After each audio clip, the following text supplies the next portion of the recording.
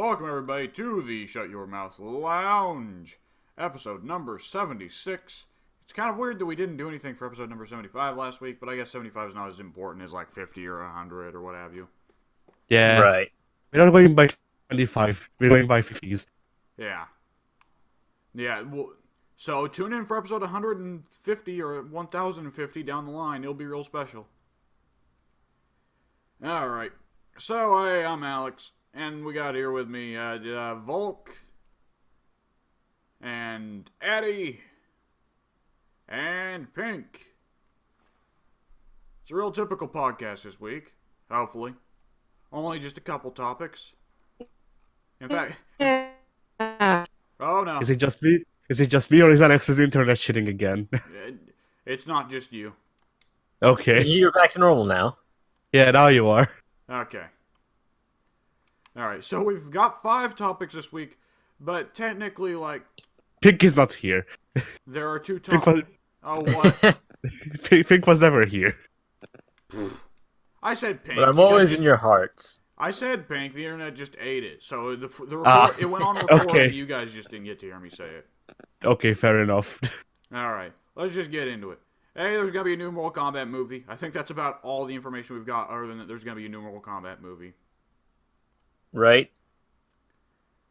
Now, A lot of video game movies in development at this point. yeah. Was there a big video game movie a year or 2 back that motivated this?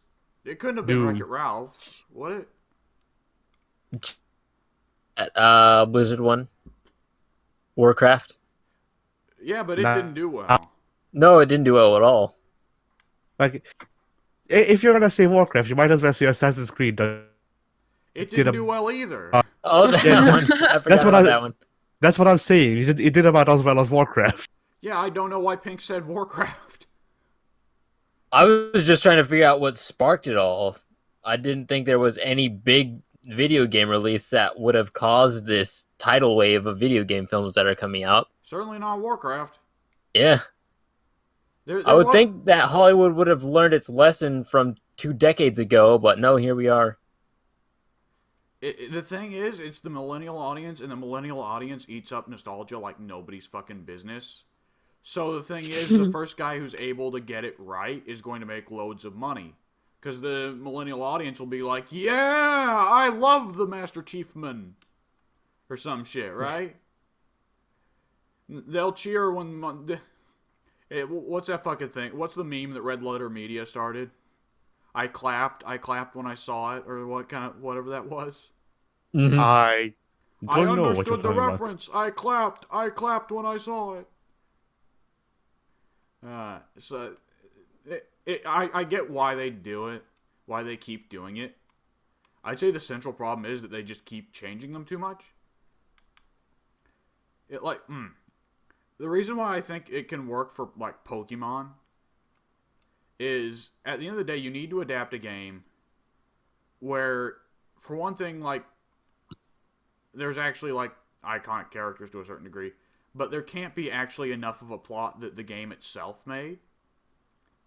Because at the end of the day, a video game story is going to clock in at 8 hours at the least. And I think I'm going to have to go ahead and close Minecraft today, guys, because my internet's just shitting itself. All right. But I wasn't there anyway, so no big deal. like every time someone's like, "Oh, I want a Metal Gear Solid movie," I'm like, "You guys don't realize just how much of Metal Gear is cutscene." Like, think of just how much of Metal Gear is cutscene, right? And how much of that is considered vital story in Metal Gear. You couldn't make a Metal Gear Right. story. It's impossible. Assassin's Creed. How much of Assassin's Creed do they have to leave out? Because Assassin's Creed, every game has consecutively 2 largely unrelated stories running alongside each other, the modern day and the historical one. Yeah, I mean, I was there on debut day for Assassin's Creed, the movie. Didn't leave out too much. Like, really, all it left out were parts that normal people wouldn't care about anyway. What And by about- that I mean What about the weird alien gods? They leave that out? Because those seem pretty Yeah. important. Yeah, that's the part that they left out. Which, I mean, that's the And right part to leave out, but it is a vital part. I mean, they like It's the central plot element of the fucking no, games. I'm not trying to argue for leaving them out. By saying that they're not needed as much as everything. But from what I remember, they actually planned on making a sequel, and they teased that they would go more into the issue plot, but there was just not enough interest. No. I don't imagine there would be. The only time like a video game movie has really worked was Mortal Kombat. And the thing about Mortal Kombat was Mortal Kombat had the slightest inkling of plot in the games, but the movie wound up providing the majority of the plot that the games later wound up following. Like our whole characterization of Raiden as like a benevolent god instead of asshole who wants to destroy the world. Or, Johnny Cage being the jackass he is, Kano being Australian. Those are all things from the movies. Kano was actually Chinese in the first Mortal Kombat game, but they retconned him to be Australian because he was Australian in the movie. Which is a huge thing, because Kano is now, like, definitively Australian. I couldn't imagine Kano as Chinese. Could you, Hattie? No. So, I mean, I feel like that's kind of where they gotta go.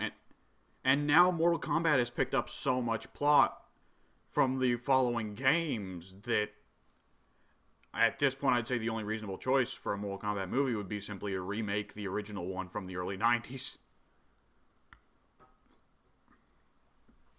And cake on the cheese. I need to emphasize that. A common problem with a video game movie is that it takes itself too seriously. And like I specifically think of the fucking Mario movie, right? Right. Where they tried to make a weird, serious sci-fi setting out of Mario. Whereas Mortal Kombat is like, yeah, this setting's ridiculous, so let's just make it all goofy as hell. We got a big, formed, muscular guy, and then our hero, Johnny, is gonna run up and punch it in the balls. Like, okay, sure. and then proceeds to get ripped into pieces. No, that was Mortal Kombat Annihilation, and we don't talk about Mortal Kombat Annihilation. So here's... Now you made me think of Doom Annihilation, though, the new Doom movie, which is spectacularly awful and not even slightly related to the Doom games. But unfortunately, the guys who had it licensed for a Doom movie way back in the day for the Rock movie, right? That everyone remembers the Rock Doom, right? Yeah. So they still have the license, and they're making Doom Annihilation now, and it's absolute garbage, completely unrelated to the games. But they get to shovel it out as, fucking Asylum-level shovelware for a quick buck, because it's related to the Doom games as a title. And I worry this is what the Mortal Kombat movie will end up being. Because, yeah, it's produced by James Wan, the same guy who directed Aquaman. That still doesn't instill confidence in me. Because, Pink, you watched Aquaman, right? Yep. Did I talk about that last week? Well, you said you watched it, and you didn't say anything else about it. Oh, Other than that, you had a lot of fun with it. But I heard from, I was talking to Soon the other day, and Soon had nothing but pure vitriol for it, and said it was an absolute dumpster fire of complete garbage, and it was only entertaining as that.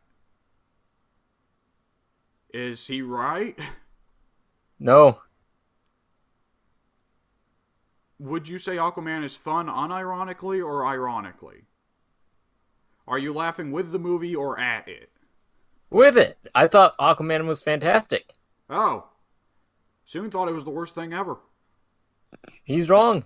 To be fair, How many movies has he seen? A lot. He's going to fucking college to be a scriptwriter. Okay, because it's like, I don't know, I've seen way worse movies than Aquaman. My thing more so is just that Soon hates DC, so... Ah, Well, and even then that argument, I'm probably wrong, because I know Pink also doesn't particularly like DC. Yep. Given that that's probably all we're going to say about the Mortal Kombat movie, why don't we move on to the DC topic? So we finally got some details about the Matt Reeves Batman movie. And why the hell is Edward Cullen Batman? No, I had a strong feeling, Addy, you were going to take that position. I'm going to be honest, I actually like this casting decision. It's a weird pick, don't get me wrong, but I'm with it. And am I the outlier here? Yes. No. Well, Addy, I knew you were going to take that position, but... Like, the thing is, like, he is dipshit vampire Sparkle Man from Twilight, right? But he has spent every year of his career since trying to distance himself from Twilight and saying he hated Twilight. I can't blame him. And I think I think the other people involved in Twilight said the same thing, so... You can't blame them either. No. Oh, I feel real bad for Kristen Stewart. That poor lady has been pegged as an awful wooden actress because she was given a wooden character, you know? Yep. Did she ever do anything else? She does a bunch of indie flicks. Just like Robert Pattinson does. Makes sense. I mean, Addy, can you provide a solid basis for why you're opposed to this other than just Robert Pattinson was in Twilight, therefore fuck him? No. I personally don't like his looks, but other than that, no. Yeah, he looks like a douchebag. So does Bruce Wayne. Yeah. Mission accomplished. Good work, team. Let's all go home.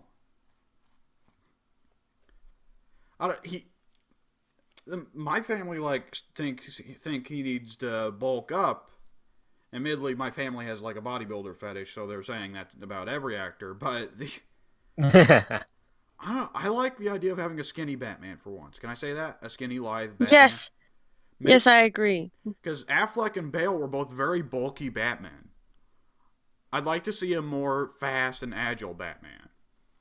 Yeah, we don't need Dark Knight Returns. I like how I like how Discord got it off. So I want a more fat Batman. Speaking of Dark Knight Returns, Batman. I mean, Matt Reeves did already say, like, he's going for Detective Batman here, right? Right. Which is another reason that this Batman wouldn't have to be big and bulky. Right. And this, like, considering that Ben Affleck, died in the water almost immediately, just like my internet, this has a good chance of being the first Batman that will stick around for the DC extended cinematic whatever fucking universe, because they can't call it the DCU, because that's already... And then they'd be stuck calling it the DCCU, which doesn't work. So this is the first Batman we can really get for the DCEU. So firstly, they obviously want to go young, which thank God they did, instead of going with fucking 50-year-old Ben Affleck, right? They're gonna go back out and get Michael Keaton again. Yeah. Oh my God, somebody was fucking saying they need to make a Batman Beyond movie instead with Robert Pattinson as Terry and Michael Keaton as Bruce, and I was like, you know what? Nah. Yeah, I think Pattinson is just a bit too old to play a teenager, just like he was way back during Twilight, but I guess other people think otherwise. And Batman Beyond should come at the end of the DCEU. It should be one right, not during the building phases. This is the problem with the fans, is that the fans don't want the build-up, they want the finale. But then at the end of the day, when the franchise is finished, what is the favorite entry for the fans? The fucking darkest hour that comes before the finale?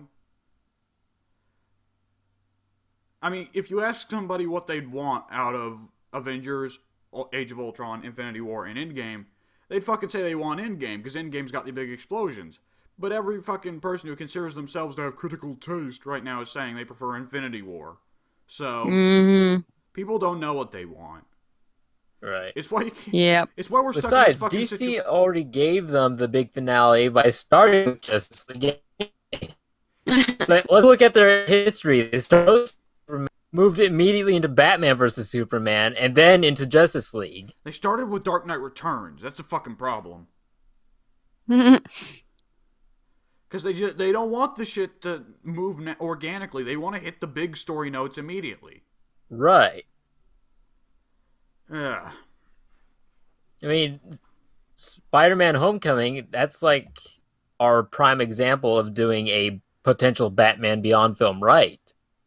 Iron Man was around for like almost a decade at that point, and then he was starting to get replaced by Spider-Man, and now that transition is fully there. Yeah. Yeah. The other thing I've got to say is, I feel like we need a skinny, more agile Batman in a cinematic universe that will have Superman. Right.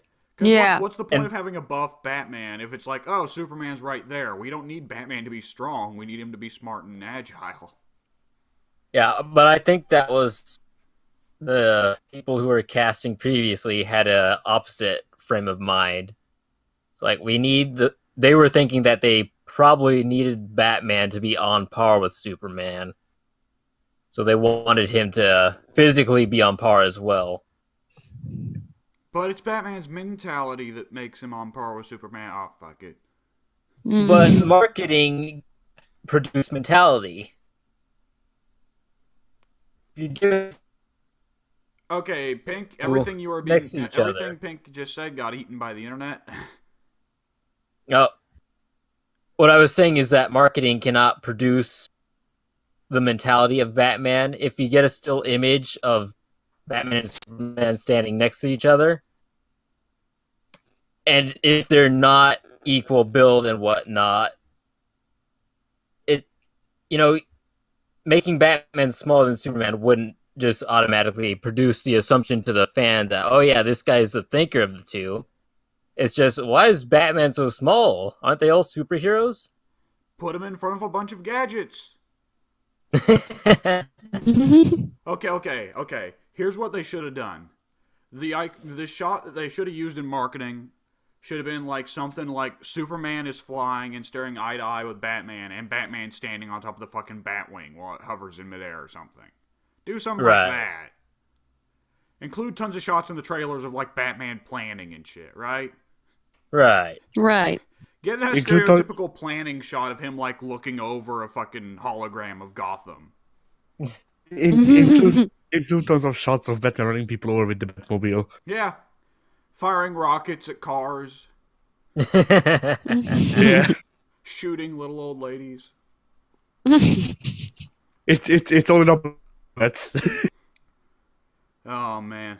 You know Zack Snyder is still pissy about that? He went to some convention and went on a big rant about how everyone who wants Batman and Superman not to kill people is a bunch of small babies still living in their childhood who don't understand how the real world works. As if comic books take place in the real world, you moron.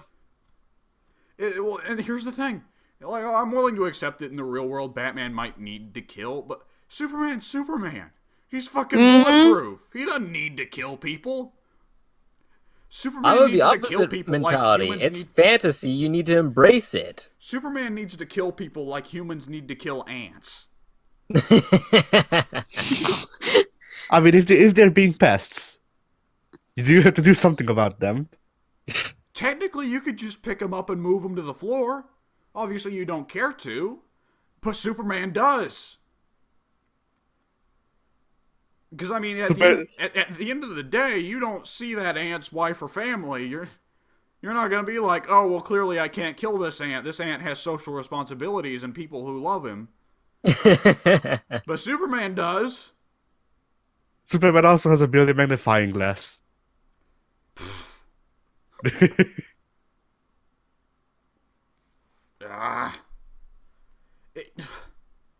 Look, Zack Snyder.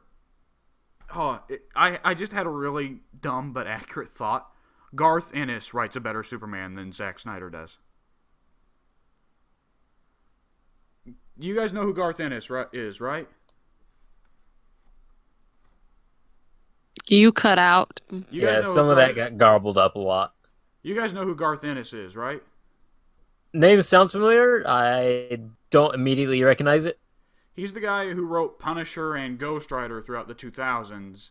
Right. He is largely famous for how much he loves the Punisher and Superman and hates every other superhero and considers superheroes to be a very idiotic plotline and considers Superman to be the sole exception.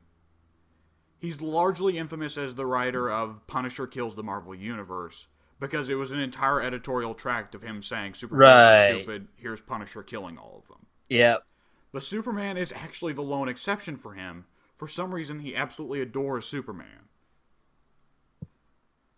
And it's weird because Garth Ennis, who is notoriously one of the most edgy writers comics has ever had, writes Superman as, extraordinarily wholesome.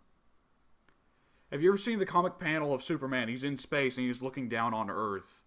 And he has a monologue where he goes something like, that the little blue marble, the green forest, the mountains, the little people living all throughout. If you knew how you were loved, you would never raise a hand in hate against each other again, or some shit like that, right? Right. That was written by Garth Ennis, the same guy who thinks it's fucking funny for Punisher to roll over Wolverine in a steamroller. You thought it was the Punisher, but it was me, Dio. Okay, let me put that even more in perspective. So, Garth Ennis wanted to really insult Wolverine because it was the early 2000s and Wolverine was the coolest, right? So he made a crossover comic between Punisher and Wolverine where they have to go after a crime mob, entirely composed of dwarfs who are cutting people's legs off to force them to become dwarfs as revenge for society's mockery. And basically, the entire point of that storyline was basically just to make one big joke about Wolverine being short. That's how spiteful Garth Ennis is. And don't get me wrong, he wrote the greatest Punisher storylines of all time. And he actually writes Superman pretty well, but he should never be allowed near anyone else ever again.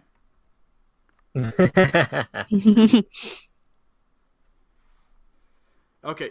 Have you ever heard of the awful comic book The Boys that's now actually getting adapted into an Amazon show?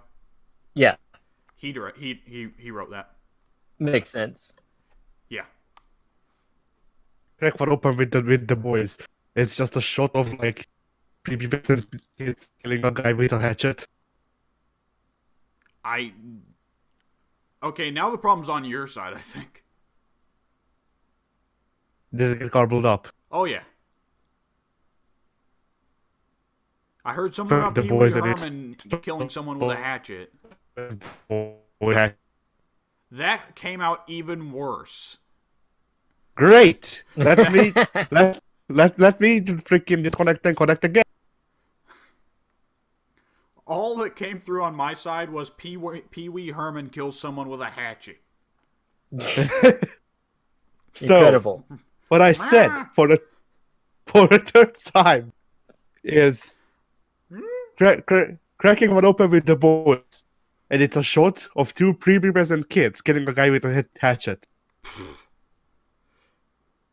Oh, it's worse than that. It's actually about Superman raping Wonder Woman or something like that. Oh boy. But of course, it's not actually Superman. It's satirical Superman. And they try to stop 9/11, but they make it worse and blow up the entirety of New York or some shit. And they're all pedophiles. And Wonder Woman's an alcoholic. And Batman's got a brain tumor that makes him a psychopath for some reason, because fucking Garth Ennis is not a neurologist. I got the brain tumor, so I gotta hurt people. It's how it works. Hey, so the other information about the Batman movie, to get back on topic, is the two villains. It's Catwoman and Penguin. Two villains. And they're about to kiss in that picture. That's disturbing now. I'm looking away. Have you not watched Batman Returns? Am I the only one here who's watched Batman Returns? No, I've watched it. Okay, because I'm pretty sure Catwoman stabs Penguin in a second. I think that's right. So I'm actually really happy about this villain choice. Because, It for one thing, it makes sense. they should save Joker for the third one. Make Joker No, the big absolutely. finale. Mm-hmm. For the second one, go with Bane. And I don't want to say go with Bane because we're just going to be Dark Knight, the fucking Dark Knight saga again, but replace Scarecrow with Penguin. But the thing is, we've still not got Bane. We've got a bunch of fucking dudes with Bane's name slapped on them. That's why I got nervous when you said make the second one about Bane. Make I was the like, second, no. That Make poor the man second- has been through enough. make the second one freaking Azrael. No. I'm sick of the fucking League of Shadows, man. I'm sick of Ninja Batman. I'm sick of it. We're this close to getting Detective Batman. Don't fucking slip it away with Ninja Batman again. But I think it would be the smartest. Have the second movie is like the true test of Batman's character, right? Bane truly tests Batman. I think he's probably the biggest physical test Batman ever faces. And then after Bane is the physical test, Joker is the mental test.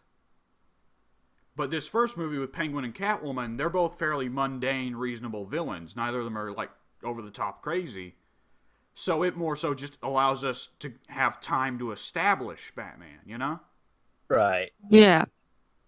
And like the thing is, Joker and Bane are two villains that would not even bother to hide the crime scene, whereas Penguin's a mobster. Penguin doesn't want people finding out about his shit. Yeah, that's why I like this duo so much, because Catwoman is a proactive player for the Batman, but Penguin, it's like you're not going to get any cool fight scenes out of him. So it's all about the mobster stuff with that guy. And then they introduced Titan. Shut up. Mm. You can get some decent fight stuff out of Penguin with the umbrella gadgets. And also, if they actually go with a short Not on actor, the physical level that you could get out of Catwoman. Oh, definitely not. Like Catwoman's kind of a weirdo, because Batman's got, what, decades of ninja training, and Catwoman's still somehow his physical match? Life on the streets of Gotham is fucking rough, man. Catwoman has 9 lives. You don't know how many of those that she spent doing her own martial arts. Can we get a Catwoman that isn't supernatural, please? Because Batman No, Has she dude. ever Returns been supernatural? I was about to say, Batman wait. Returns. Batman Returns, she Don't- was like a cat zombie, remember? Oh, that's Because right. Christopher Walken killed her by throwing her off a rooftop, and then a bunch of cats resurrected her somehow. They resurrected her by breathing into her mouth. Yeah, he's actually got it right. And they did the exact same thing for the Halle Berry movie, too, for some reason. So, actually, for movies, we're like 2 to 3 on... It's basically The Crow, but with cats. Yeah. I actually think that when I look at Michelle Pfeiffer's Catwoman... But we're actually 2 for 3 on, like, supernatural versus mundane Catwoman. So for the next Catwoman, we need high building, and then a crow goes and breathes into her mouth seductively, and then she gets cat powers for some reason. No, she becomes Crow Woman. Yeah. She gets a long beak on the mask now. No, she becomes an agile scarecrow. Instead of clawing people to death, she just pecks them to death. That sounds far worse. That's how she appears. Can we please get a Batman and Catwoman that don't kill people, by the way? Yeah, Because we've actually not got a Catwoman that doesn't kill yet. Because even Anne Hathaway Catwoman killed people. Crazy enough. Oh, and we've not got comics accurate Penguin either. Jesus, when I look over the past Batman adaptations, it's like Batman's the only one who gets to be Batman, and even he doesn't really get to be Batman. Because they leave out the detective shit. It feels like every writer's like, well, clearly we can't do things like the comics, so let's make some changes. The MCU really changed things with, like, daring to suggest actually being accurate to the comics. right. Like, the Penguins we've got. We got Danny DeVito, which would have been perfect casting if they wouldn't have went with Sewer Freak Penguin. That Tim Burton was just looking over that script and jerking off. Yes! This is the culmination of everything I wanted. Give him big sharp teeth, and he does nothing but eat fish, and he also has a bunch of penguin pets that raised him in the sewers. And also he bites off a man's nose! I'm the penguin. I eat penguins. No, he eats I fish! eat noses. I eat noses. I go into the ring, and then I eat the guy's nose. And then I'm allowed in it. And then I have a bunch of penguins bomb all the orphanages. What the fuck was Batman Returns, man? I will say every day of the week, Batman Returns was the worst of the classic Batman movies. Worse than Batman and Robin. Fight me IRL. I will take Arnold fucking, what was it? Oh, someone shoot me a nice Arnold ice pun here. Because they're slipping my brain. Nice to meet you. Nice to meet you. What killed the dinosaurs? The Ice Age! Give me that shit over fucking sewer freak penguin every day of the week, man.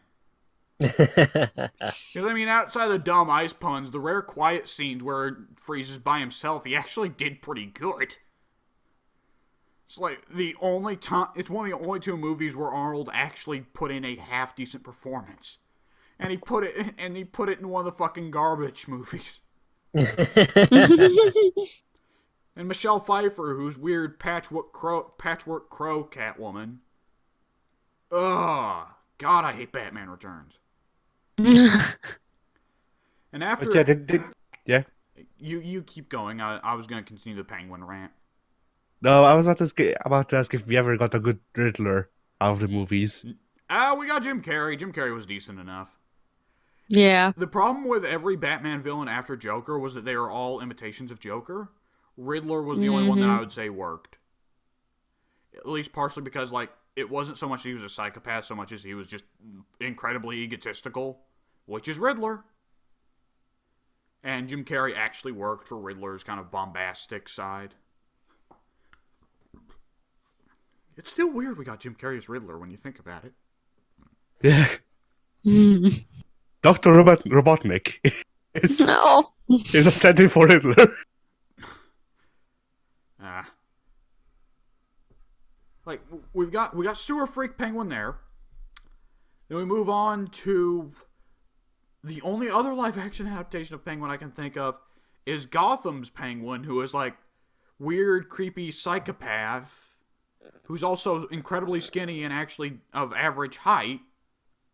So literally the only reason is that he's the Penguin is he's got a long nose, he wears a tux, and he waddles when he walks. Other than that, not a penguin. He's not so much a mob boss as he was a casual psychopath. So he wasn't really the Penguin. And then we got Telltale's Penguin, which did anyone here play season 1 of Telltale's Batman? I have, but I forgot. Penguin there just wasn't No, Penguin. I remember, yeah. No, he wasn't. He's a fucking ruggedly handsome South London street thug. Yeah. Why did they call him Penguin? He didn't waddle, he wasn't short, he wasn't fat, he didn't wear a tux. Why was he Penguin? Didn't have a long nose.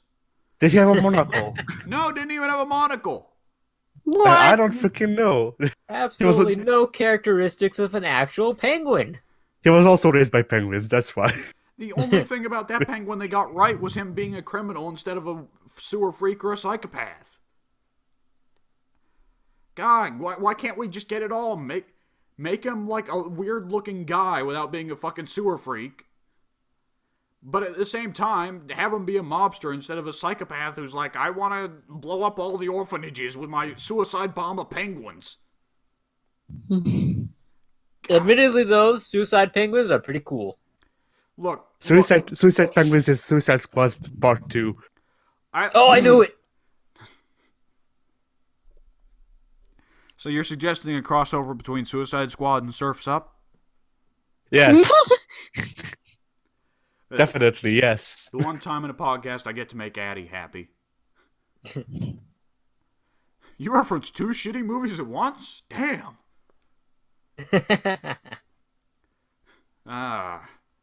Okay. You know what? Penguin having penguin pets is pretty good. I quite like that. Joker. They need to finally give him his hyenas.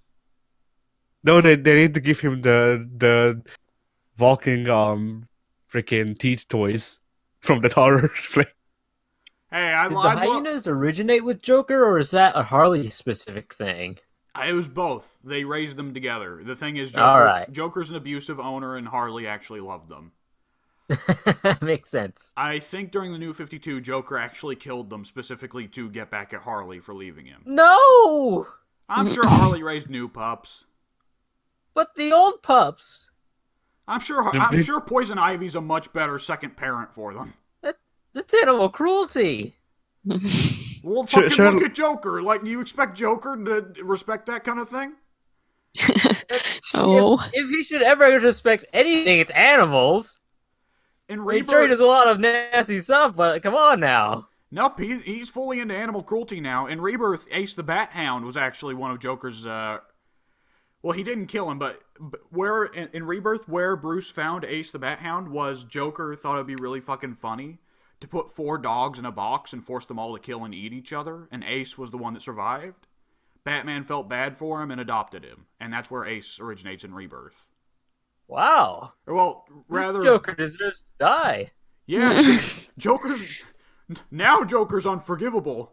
We can him cutting the faces off and killing the orphans, yeah, but now, he's crossed the line. Yeah, dead orphans, dead robins, that's passable, but dead dogs, no.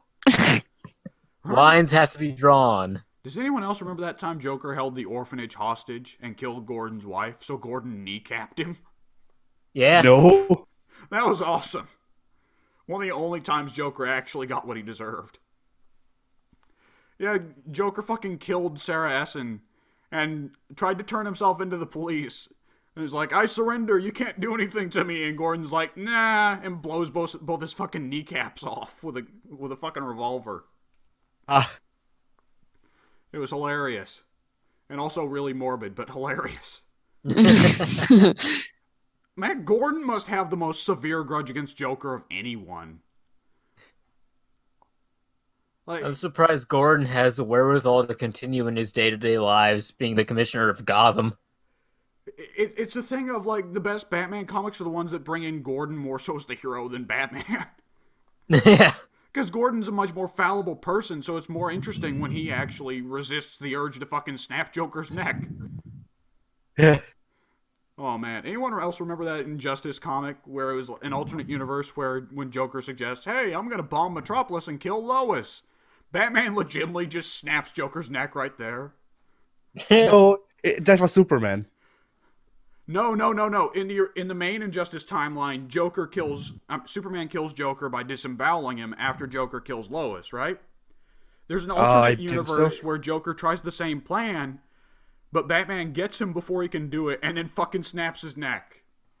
Yeah, my favorite part of the Injustice whole thing is, I'm not sure if it actually came from Injustice, but the part where Alfred locked himself up with the Superman pill and just beat the shit out of Superman. It was kind of a neat moment for Alfred, but it was a lame moment for Superman. But Injustice is riddled. Injustice is riddled with lame moments for Superman and Wonder Woman. Like, I was thinking about that the other day, is like, Injustice 3 I'd love to see for gameplay reasons, but for the story, like, they've shit on Wonder Woman so hard. So hard. Because anytime you play an Injustice game or read an Injustice comic, Wonder Woman's sole character traits in these games are, I want to bone Superman, and I want to kill people. That's all Wonder Woman does in those games. It feels, honestly, kind of misogynistic. What were you saying, Addy? I just want more Battle Butler. Okay. Injustice 3, new roster character, Alfred. Yeah, I dig it. New main. My new main. Yeah, Alfred with a shotgun. Everyone will main Alfred. Yeah. Okay. Best Alfred moment, when it was shown that he actually dreams about killing Joker. I love that one. Alfred actually dreams about finally going out and just fucking killing the Joker himself. He should. I believe in him. Joker unfortunately has plot armor, so I'm sure even if he tried, he'd miss. Or Joker'd get fucking dive kicked by Batman out of the way, you know? Yeah. Alright. Hey, it's some Rainbow Six Siege news. 2 new operators. I don't know anything about them. So speaking Speaking of Commissioner Gordon, I was about to say, yeah, he's you're in about Rainbow to steal my Six joke Siege. that I already made. Yeah. Know your role. Shut your mouth. Here comes the pain. What were the other titles? Just bring it. Just bring it, right. No SmackDown mercy. vs. Raw 2006. I need to WWE 12. I need to step out for a second. You guys talk about Rainbow Six. Right. All right. So, we know nothing about these characters as far as I know, aside from their trailers. We basically do know everything about these characters because the leaks, as per the usual, have been deemed correct. All right, so what do we know? Warden will supposedly, not confirmed yet to my knowledge, will be or have some sort of ability to render him immune to flashbangs or stun grenades or anything like that. Yin candelas. I think that's all. Yeah?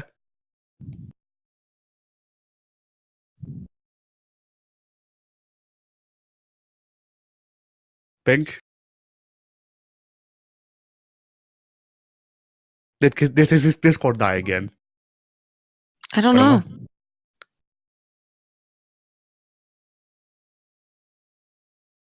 All right. Well, that just happened. No idea what's going on. Or So, actually, my internet went out. okay, Oh. there we go. Now you're back. Never mind. He's not back. There we go. Now can you Alright, hear get us? out there. So, Right. you were at Flash Heating Candelas, and that's where you cut out. All right, well, that's a good part to cut out because I think that was all the flashbang utility have. Knock, like the previous leak stated, will just be basically a reverse vigil. So she will not be visible to enemy cameras when her ability is active. You mean enemy drones? Yeah. No, she's an attacker. But Vigil is invisible to enemy cameras. Is Vigil Defender? Vigil Yeah. is defender. Oh. Okay. Yeah. The only enemy drones, she will be invisible to Willy Mozzies. But yeah, I liked Nox release trailer. Looks pretty cool. I was It looks like really a huge excited. lie. What's that? They make it look like she's gonna turn invisible when she's actually only gonna be invisible to cameras, right? Right.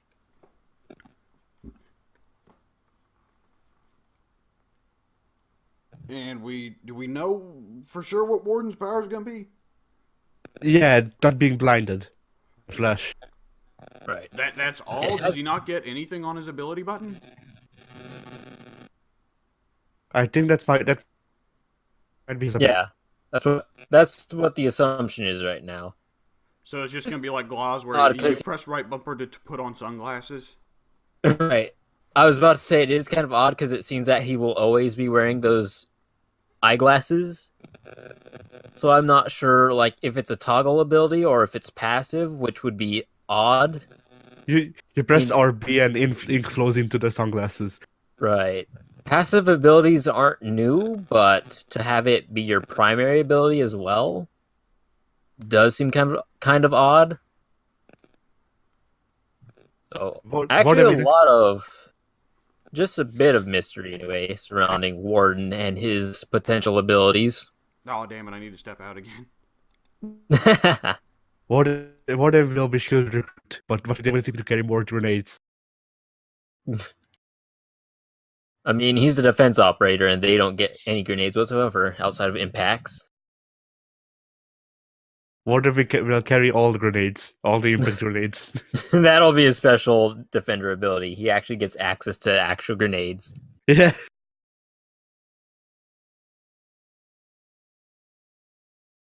Warden's ability is Mimic because he's also James Bond. He just looks at another operator and just be able to copy their ability. Yeah. Wouldn't be that be wild? Yeah, would be interesting to see him have a snipe off with glass.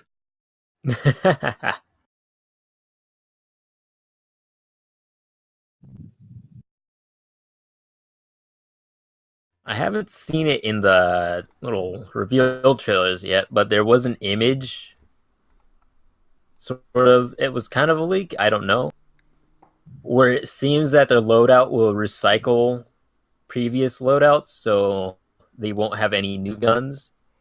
I think Nock gets like the British guns, the SAS weapons, and Warden will obviously inherit the FBI weapons, which I'm really hoping that's not true because I would like to see more unique weapons introduced into the game, and also because I don't really like any of the FBI weapons as is. But yeah, what are you gonna do?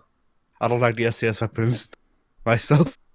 Like the FBI, whatever, I don't play them, so I don't have an opinion. The SAS, I have a lot of times I have to play as freaking Smoke and Sledge, and it's like I can choose between having a shotgun, which I can't use, or an SMG that just fires all over the place. I love the SAS shotgun, but the fact that it's pump action does mean it. Well, the thing is, I pick Sledge, and there's no reason to picking a shotgun if you have Sledge. Yep. So the fact that I like the shotgun is bad because it means I have to switch to the SMG, which I like considerably less. Mm-hmm. It's part of the wild thing of Rainbow Six is you're not picking a shotgun for killing people. You're picking a shotgun for opening holes in the wall. Right. It's kind of wild to me that they haven't given Thatcher the secondary SMG yet, and as well, because literally everyone else has it except for him on the SAS. It's probably a deliberate balance choice. Yeah, maybe he would offer too much utility that way.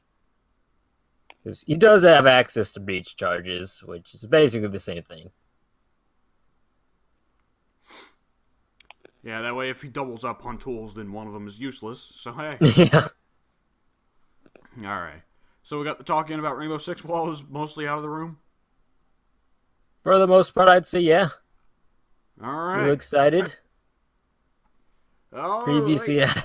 before we move on, previously I had stated I wasn't looking forward to the Secret Service agent because we had so many operators already. Once they showed us that it was Jim Gordon, I was like, no, okay, I'm sold. Yeah. Well, I mean, everyone we've got so far is military man, you know? So it's really entertaining just having a guy in a fucking suit with sunglasses and a mustache. Yeah. I kind of wish you could take off his dumb headphones, though. Yeah. You have to pay extra for that. I'm sure I will. Well, I won't fucking pay. Fuck that. I'm sure I would have to. Right. But yeah, think of the possibilities. You can kneecap people now. With Jim Gordon. For the most part, I was always kneecapping people, but now that I have the option to do it at gym, I'm happy. If any of them comes in with like a clown painted mask or clown face paint, they're fucked. Kneecaps detected. That's his ability, an instant lock on. He person's he kneecap. gets McCree's fucking high noon with kneecaps. No, not McCree's. Not McCree's. he gets Agent 60 somethings. Soldier 76. Soldier 76. 76 says auto aim, but instead of going for headshots, it's kneecaps. That's what he puts on the sunglasses. The sunglasses are kneecap vision. Yeah. I've got your knees in my sights. Perfect. And it actually forces them to go prone for the rest until they die or get revived. Alright. Hey, Addy, what's coming out on the main channel? I forgot to schedule shit. Alright, Addy, what's coming out on your channel? Not well. It depends. If Pink and I can get recording time in, and by recording time I mean like 2 minutes, probably Assassin's Creed Rogue, the review finally. Alright! It only took us 2 months. To be fair, there was one very big setback. Yeah. Pink, what's coming out on your channel? I've got the usual of Stronghold and Rainbow. Alright, I got nothing coming out on my channel. Volc don't got anything coming out on her channel. No. Alright, well then, it's me, Mauer, folks. And I'll start with... Give you a sec. Give you a sec. I'm scheduling shit to be released this week. jeez. Well, Alex can get the memes ready while you're doing that. Yeah. The memes are ready. I will show off Okay. one that is unlike the others. Okay. Let me get a timestamp. And... in memoriam. Ah. Yeah. They're both gone now. Sad. It's very I'm sad. depressed now. Hmm. It's really funny just to see Stan Lee making a pissed face when it's Stan How Lee. unusual. Yeah. Stan, we know you've never tried this before, but we're gonna need you to make this kind of face. All right. So on Monday, you're gonna have Sengoku Basara, the final episode. Finally. Yeah. How The long epic ago did you saga record that? comes to an end. Let me check how long we've been doing Sengoku Basara. So the first episode, 7 months? I'll just look it up and tell you the release date of the first episode. Well, we probably recorded it a month ahead, or 2 months ahead. Yeah, so the first episode was November of last year, So we'll assume we recorded it in September. or so, yeah. So about So- like 9 months. Yeah. Finally, the long saga of Sanada Yukimura and his anime death and him killing his father is over. The Hat Dad. Yeah. So then on Friday, because we have no freaking one-offs still, instead of one-off, we're getting Fallout New Vegas episode 6, Oh Which is- man. which is still not the freaking Mormon church fight. Well, I'm pretty sure. Soon's not here, so maybe we should figure out a one-off to do after we're done with this podcast. Yeah. But yeah, so those are what's coming out. All right, hey. You know what? I always felt bad for Grumpy Cat in a weird way, because we always like project grumpiness onto her, but she had an underbite. She was probably a happy cat, but we all just thought she was pissed all the time. You know? Mhm. Yeah. It happens. It's gonna be a weird world going forward without those two. Yeah, the maker of Spider-Man and Stan Lee.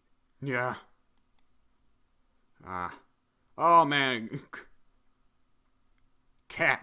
Spider Cat. That would be interesting. Yeah. Alright. So, hey, for the full meme hour this week, I've got... oh my god. Seven historic memes, all stolen from Reddit. Shameless. Perfect. All right. Alright. Let's roll. Time for the first one.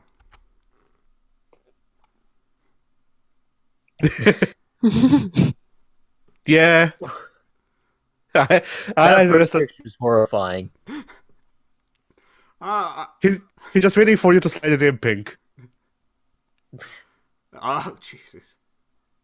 Medieval art always cracks me up, because what kind of fucking drugs were they taking in medieval times? All of them, they needed to keep their humors on level or whatever the hell. Incredible truffles, I'm sure. Alright, and here we go. I got another one. This one will come in at...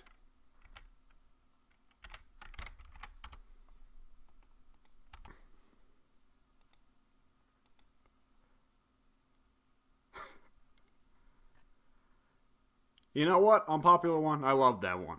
It was a rough take, but you know what? Oh, this one's really low resolution. Or at least the top That's one. That's gonna be good. Yeah. This is the lowest quality one, but it's still good. How much did you deep fry it? Funny you talk about deep frying. That's good.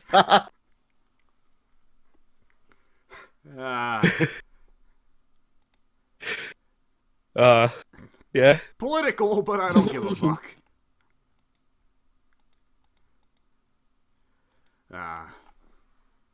Here's a good old World War II meme. You can't fucking... There's World War II memes everywhere on history memes. It's ridiculous. Because we're getting ready for the third one. Yeah. You gotta be prepared. It's that Stalin Hulk. Stalin Hulk. Good. You know, funny you say it because it's a history thing that I had to write last week or so. I actually had to write about Stalin. Oh, he was a monstrous son of a bitch, wasn't he? He was also really green. Mostly, apparently. Short, believe it or not. Very short. He's very good at making himself look tall in pictures, but he was not. I like how they had changed that meme to we as well for the communistic part of it. Yeah. Yeah. History Channel. Aliens. What did you have you not gone for a ride on the great the great hovercraft of Giza? Did you know there are spaceship engines underneath the pyramids? Who hid this from you? Government? Oh! You can't see the engines past a certain amount of consumed chemtrails. Oh, yeah. Do you think anyone actually knows how to pilot those pyramids? Yes, Tutankhamun.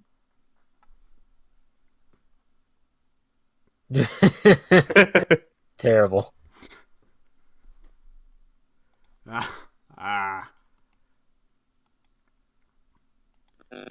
And one last one to wrap it up. No, we still have my +2. Alright.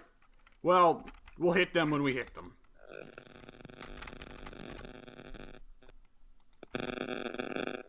Meanwhile, Volcano plays Atari.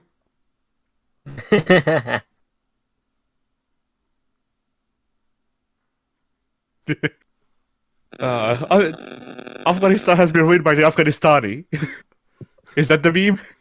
The Simpsons meme. Yeah. Brothers and sisters are natural enemies. Like Americans and Afghanistanis. Or Britons and Afghanistanis. Or Afghanistanis and other Afghanistanis. Damn Afghanistanis. They ruined Afghanistan. And now, to piss you off, let's start it with this one. About timestamp. Okay, give me just a moment. Yeah, we'll go with that. Wait. Okay, yeah, we'll go with that. Go. Oh. It's not wrong, though. That's the problem. It's a problem with that, is it's actually not wrong. Yeah. That's why it's good. Because it actually fits. Oh, no. That's the sound of Pink puking over there. Yeah, so Pink, that's Naruto doing a sexy jutsu in Oh, he knows. I'm sure he knows. I don't know. Didn't he say that he didn't watch a freaking episode of Naruto? If he doesn't know, then he doesn't need to know. I've definitely seen too much of. I'll say that. Oh, you've already seen too much. But yeah, so that just shitpost bot, everyone's favorite. Oh, come on. Really? Retired him.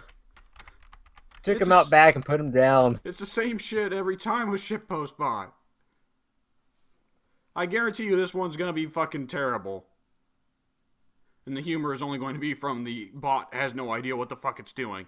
And it's taking forever to load in. Oh yeah. Oh It's not yeah. even loading on my screen. It's not loading in on I mine need to either. readjust that timestamp. Yeah, that timestamp's gonna need to be fixed. Oh yeah. Oh yeah. Oh no. Addy, is this like the highest resolution meme you could find? Did you find like a million pixel by is this like a 4K meme? Addy? Addy? Oh no. Oh yeah, Discord could not load it. Oh, that's probably good. That's probably a good thing. I can't see. Oh yeah. Oh yeah, it's Discord. Oh hello. Oh, that's good. Well, audience. Oh. Oh, great. Someone fucking unplugged the router. Technical difficulties. Let's go ahead and cut into a nice Silent Hill song. Kick off Silent Hill, other side.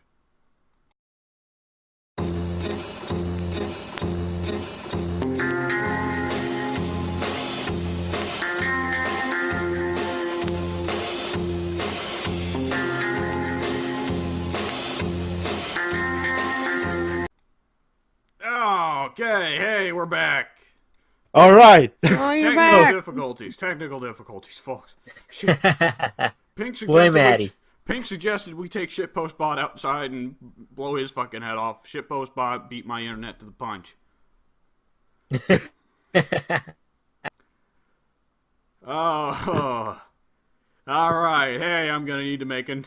I remember, hey, long a time ago when I had to make a technical difficulties sequence for the No, forest. no. I'm No, not letting you just make put it. this- I'm not letting you make it because you'll put some fucking edgelord song in the back like you did with Silent Hill. Just put this in. No. No, I'm good. Here's the thing. Literally, right before I stopped the recording, I said, all right, time to switch over to the Silent Hill music for the technical difficulties. All right. Yeah, okay, we'll just ignore Postbot today. Or forever, please. He's retired again. He's our new Terry. I was about to say. Back like. Be like, I'll never retire, and then go back into it. Christ! Internet's going in and out like fucking crazy. In and out, in and out, in and out. What the hell? Ah, man, I hope. You know what? There's a good chance someone downstairs is streaming Netflix in like 4K or something. Ah, No. Ah. All right. Hey, Pink, what you been doing this past week, man? Or, as previously stated, I loved every second. And maybe not the best, but it in my opinion. Soondragon's wrong. Tell your friends. Okay, everything except for Soondragon is wrong. Tell your friends got eaten. So No! that's Fink's opinion. So it's wrong. would you guys believe that everything Addy just said also got eaten except for Soondragon is wrong? That's the title episode now. Yeah, that's the podcast. Soondragon is wrong. Tell your Soondragon is friends. wrong. Podcast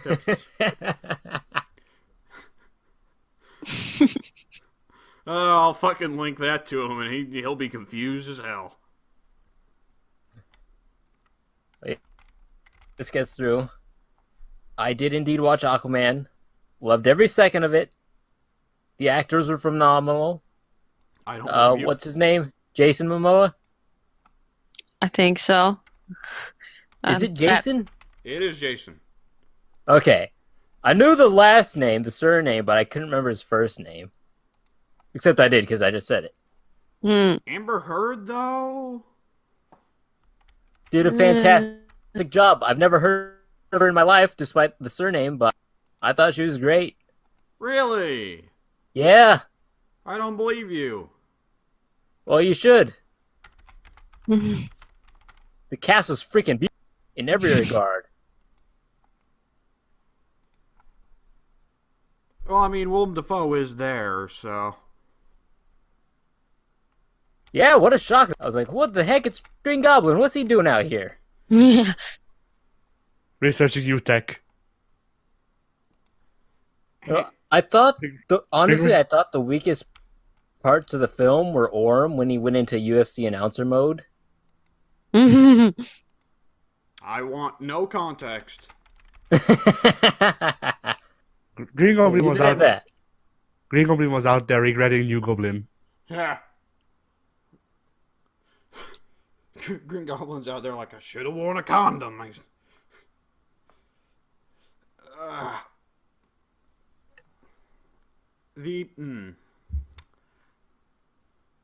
Did they fucking put in the guy who's playing the wizard in Shazam? Isn't that same actor that's still there? The guy who also played the one Kree minion in Guardians? He's not in this movie, I don't think. Oh, wait, no, he was. Cause He plays the Fishman. yeah. And then the very next year, he plays another DCEU character. King of Fishermen. Man. The freaky fish guy Mako Tsunami. How funny.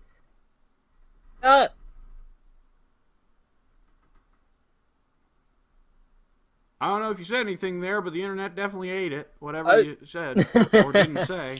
I was wondering because you didn't say anything after I said what I said. In addition to what's his Korath, they got Jimmy Woo. Well, I heard you say they got Korath and Jimmy Woo, but that's it. Yeah, that's the gist of it. Okay. Oh man, what is my internet doing today? Dying a slow and painful death. I was about to say the same thing. Alright. Alright, so Aquaman. I assume the special effects were really, really bad. If they were, I wouldn't notice. I don't notice things like that. What the heck? What was that? Okay, alright. Taco Bell kicked in. What, is that supposed to be the sound Pink's ass makes? I suppose so, yeah. Because that sounded like someone hit one of those door stops. Yeah, that's what it sounded like. That's the sound Taco Bell makes on its way exiting the building. It kicks every single one of those on the way out. With pure rage. With pure rage. And extra, extra hot sauce. Oh, what's the spiciest flavor of that stupid sauce they sell with that Taco Bell? The little packets. Dank. Inferno or something? Shut up, Addie. I don't actually know. Like, what? It's been so long since I've eaten at Taco Bell. I don't remember what it's called either. I want to Naturally, people start vacuuming during the podcast. Don't they know, I I'm know. a professional? What are they doing? As my internet gets eaten by Netflix. Professionalism all around. The Netflix hunger must be sated. It can only be stated Taco Bell. Well, that solved two problems. I just feed Netflix Taco Bell and he'd leave me alone. My family would be like, "Hey, we'd like to watch a movie," and Taco Bell's in the Netflix is in the bathroom. Like, no, you don't. Not right now, you don't. Because the only movies you're watching are shit. That's right. You're only watching James Cameron's Avatar.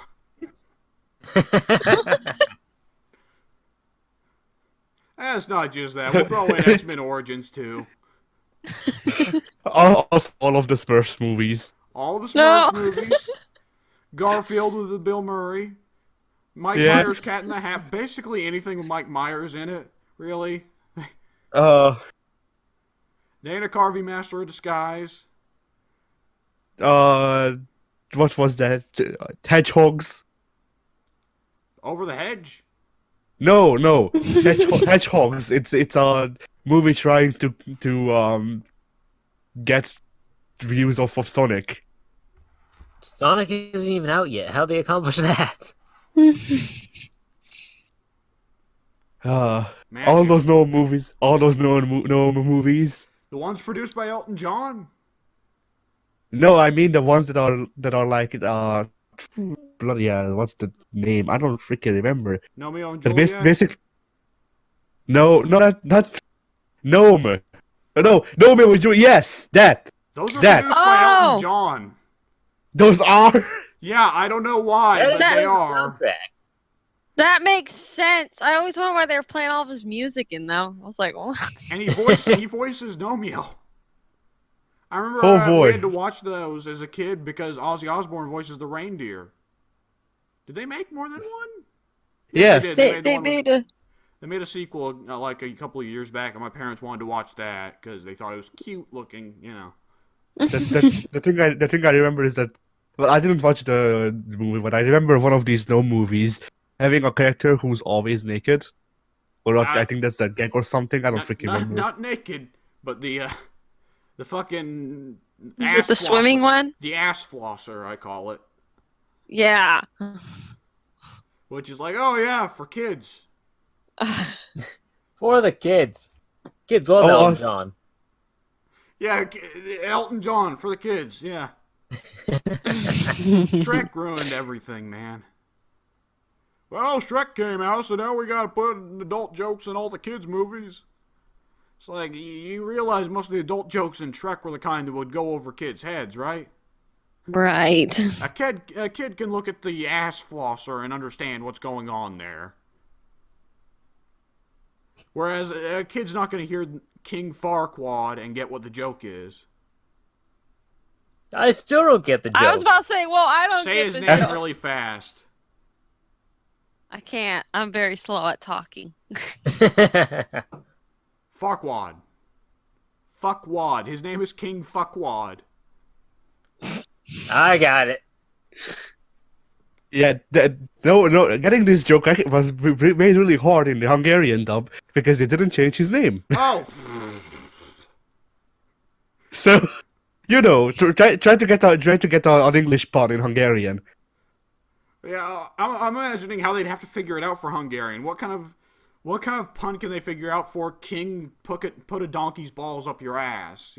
I feel like that'd be a little obvious.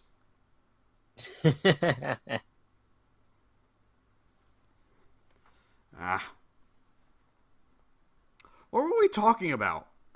The shitty movies that you could get on Netflix while it has diarrhea. Oh yeah. So all of the live action Scooby Doo movies. Let's just go there. What other personal vendettas two have we of them? got? Pink, I know you're sitting on some. What's that? What other personal vendettas we got against some movies? What are you sitting on? I mean, we already covered Avatar. Well, we covered one Avatar. We didn't cover the other Avatar. We didn't cover The Last Airbender. No. Realistically, half of M. Night Shyamalan's movie, okay, all but four of M. Night Shyamalan's movies, really. Because I was there I watched The Happening, and let me tell you, it was ass. I nearly said I was there for it, which would have been very different in context. Oh yeah, I was there. Bunch of dudes killed themselves, and then Mark Wahlberg looked at the camera and went, "No, I would never break into your house and steal from you." What the fuck? And then he proceeded to break into the house and steal. Can we throw every Mark Wahlberg movie into that pile, except for The Departed? I mean, maybe. I don't think I've seen him in anything. I've seen him in a few movies and didn't like them, so yeah. I know what could be on Netflix for his area. Resident Evil, the whole series. Oh. The series that is getting rebooted again. What? And it's the same producers. It's the same Yeah. fucking producers. So we're just gonna get more of that shit. Like, this is painful for you guys as people who exist. This is ultra painful for someone who is actually a Resident Evil fan. Like, legitimately, characters like Leon, Ada, Jill, who are the central characters of the games, get fucking cameos in the movies. Instead, the fucking main spot goes to the bizarre out through the looking glass symbolism character, who's conveniently married to the director, wouldn't you figure? Oh. And now they've instead swapped from Resident Evil to Monster Hunter. Great. You guys saw all that stuff, didn't you? No. So I did not. the first set photos of Monster Hunter, it's Mila Jovovich and the crew. They're wearing modern military Desert Storm type gear in a fucking Humvee with a minigun on top. And the synopsis is legitimately modern military guys get zooped over to the Monster Hunter world and have to fight monsters. Because again, the U.S. military will give you tons of money if you make them look good. And also, this is Paul W.S. Anderson. He doesn't know how to do a movie that doesn't involve shooting at monsters with his wife behind the guns. Well, hey, here's a script. Here's a free script from me to whoever the freaking writer is. So, they spawn in to the Monster Hunter world. They get zooped in. Immediately, Anjanette just falls on top of them. End. No. Shit all over the modern military being inserted into the fantasy trope. They get thrown in, all of them get butchered by the Anjanath immediately. It switches over to the Monster Hunter, who is our actual hero. Yeah. With their ridiculously oversized sword. the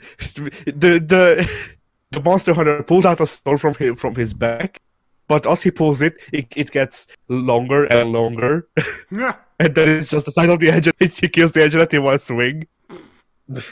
See, you say the sword getting longer and longer, and I think of the Schwartz from fucking Spaceballs. The Schwartz is strong with this one.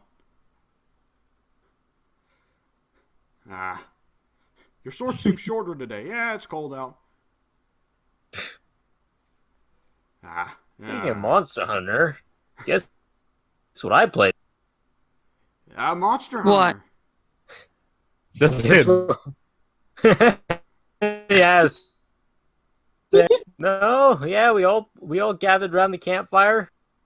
And they got eaten by the Anjanette. And then eaten by the Anjanath. I actually got stepped on by it, but it happened. I died. It was a blast. Literally. It was a squish. I was there. I saw bits and pieces of pink spray out everywhere. It was horrible. Yeah. Pig became one with the universe. I became several pieces with the universe. Several ones with the universe. Yes, Monster Hunter World. What a game. I still don't know what to think of it. Yeah, it's complicated because there are some bits that I can think, oh yeah, I can see how this is fun. But killing the big monsters, the big monsters, I think the smaller ones are better.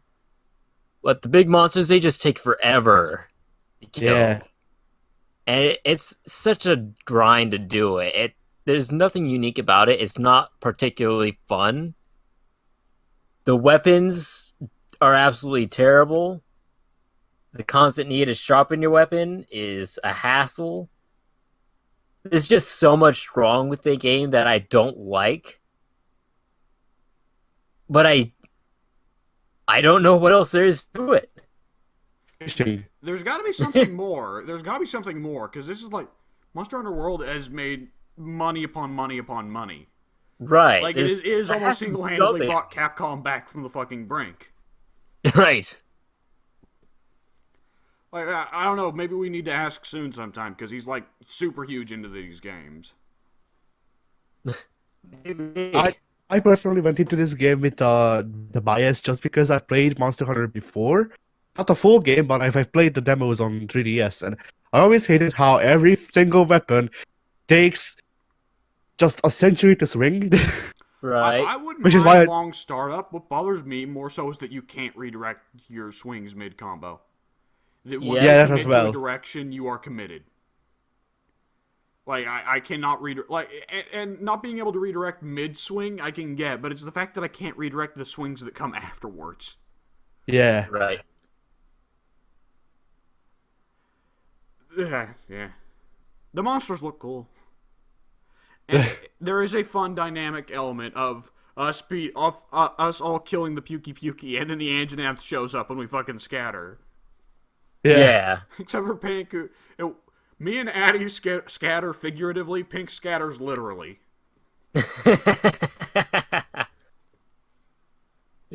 For the most part, I was able to get away. I just got lost immediately thereafter. Most of you was able to get away. Some of you got stuck to the bottom of his foot. But the other thing that I dislike about World specifically is that the polycos aren't there Aren't when there? you have a team of 3. Yeah, if you have Yeah. 3 or 4 players. The polycos should be there at all times. I think, in my opinion, what should be changed is that since they're there to balance the game when you don't have enough people, instead of just removing them outright, just make it so their attacks don't damage the animal. Or just make them not attack. They don't do Or anything, that. they just run around and taunt. Yeah, they run around taunt and give you health. I mean, even if they gave you health, that would still be more. That would still be fucking with the balance. Like, they'd also have to be effectively non-entities in the game, because I don't know if you've noticed, but when you're playing with the Palico in single-player or 2-player, the monsters will actually go after the Palicos and stun them temporarily. Yeah, I did. So they can tank damage, too, so they effectively just need to become total non-entities in gameplay who just run around and do cutesy things. I think the thing is, we went into Monster Hunter World expecting a total co-op experience when it actually expects you to do a lot of single-player work. Right. As we noticed when we couldn't do very many missions together. Yeah, we We might could've- want to switch to another. We might want to switch Monster Hunter World to being a one-off and find a different co-op game to play through. Right. Forerunner. It's 2-player. It's fucking 2-player. We do this every Yeah. time. One of us has to get left out, and we know who's getting fucking left out on that train. Me. Yep, I'll talk to you guys later. Both of you I die leave- for the sword. You have to fight a For Honor match. Whoever loses needs to play. The pig's playing. Oh no!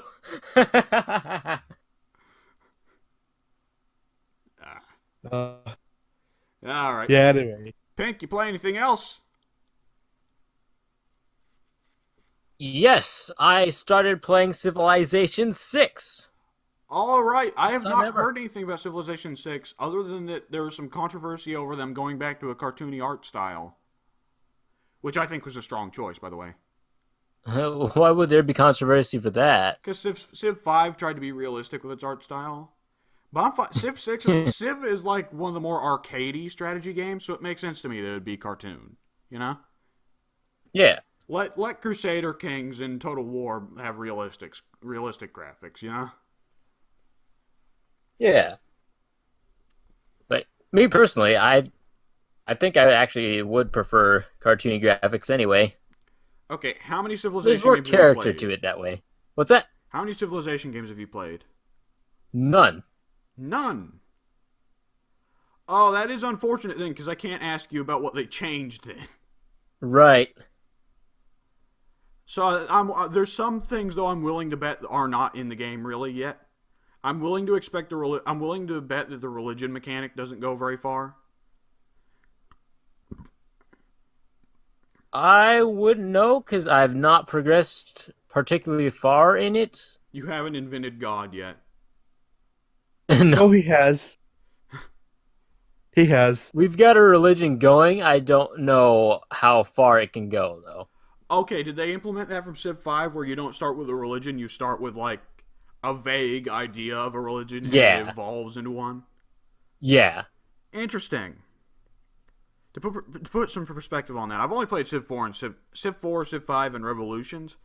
But 4, you legitimately, it was like, well, you came up with the technology monotheism, which means you invented Christianity.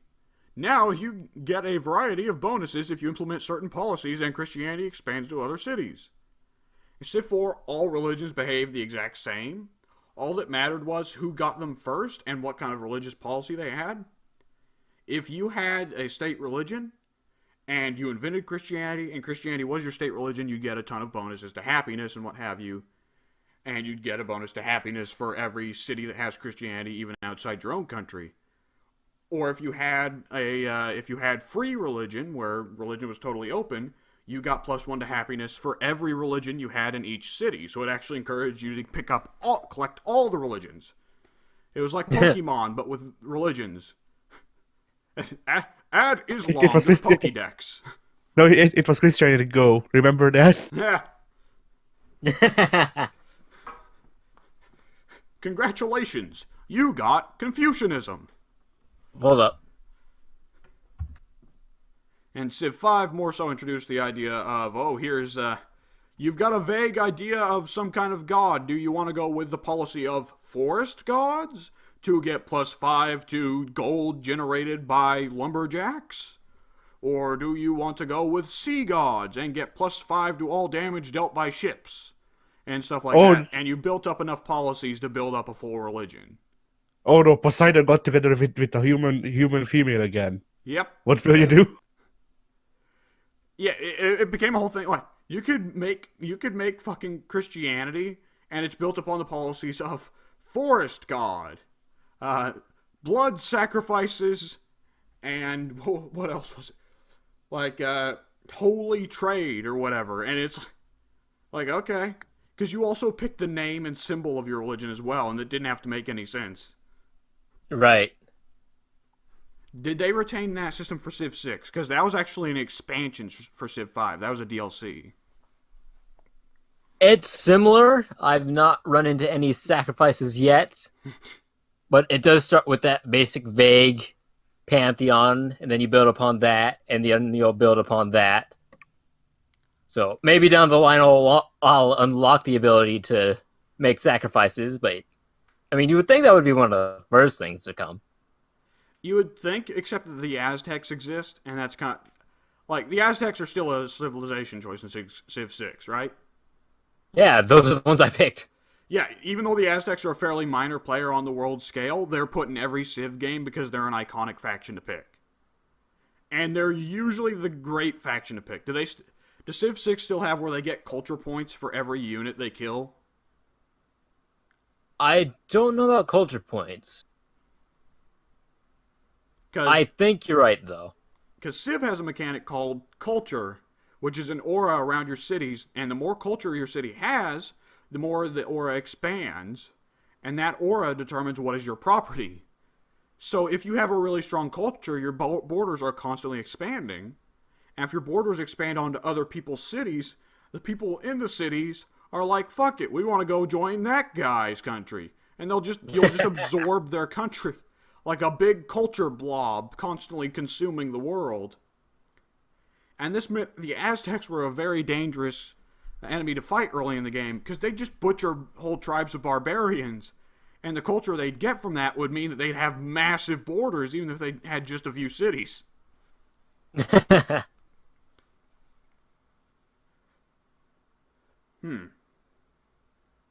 So, do you know what the benefits the Aztecs get in Civ 6? And not off the top of my head. Huh. Alright. Do they have many weirdo nation picks? Because Civ 5 had some weirdo picks, like Siam. I don't think so. Everything looks pretty normal to me. Huh. No, like, really obscure countries or leaders?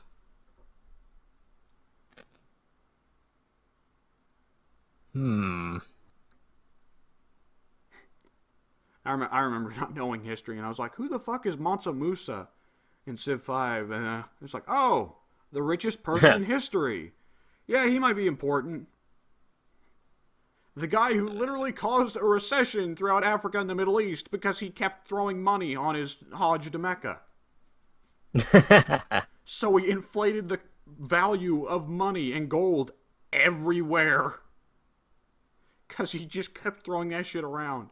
He was worth like trillions in inflation now. You know? Right.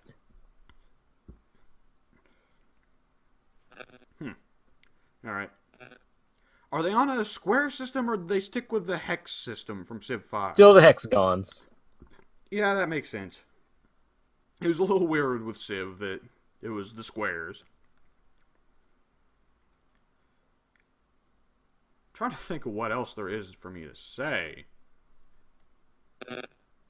Like, Civ 5 had some weird systems to it that it...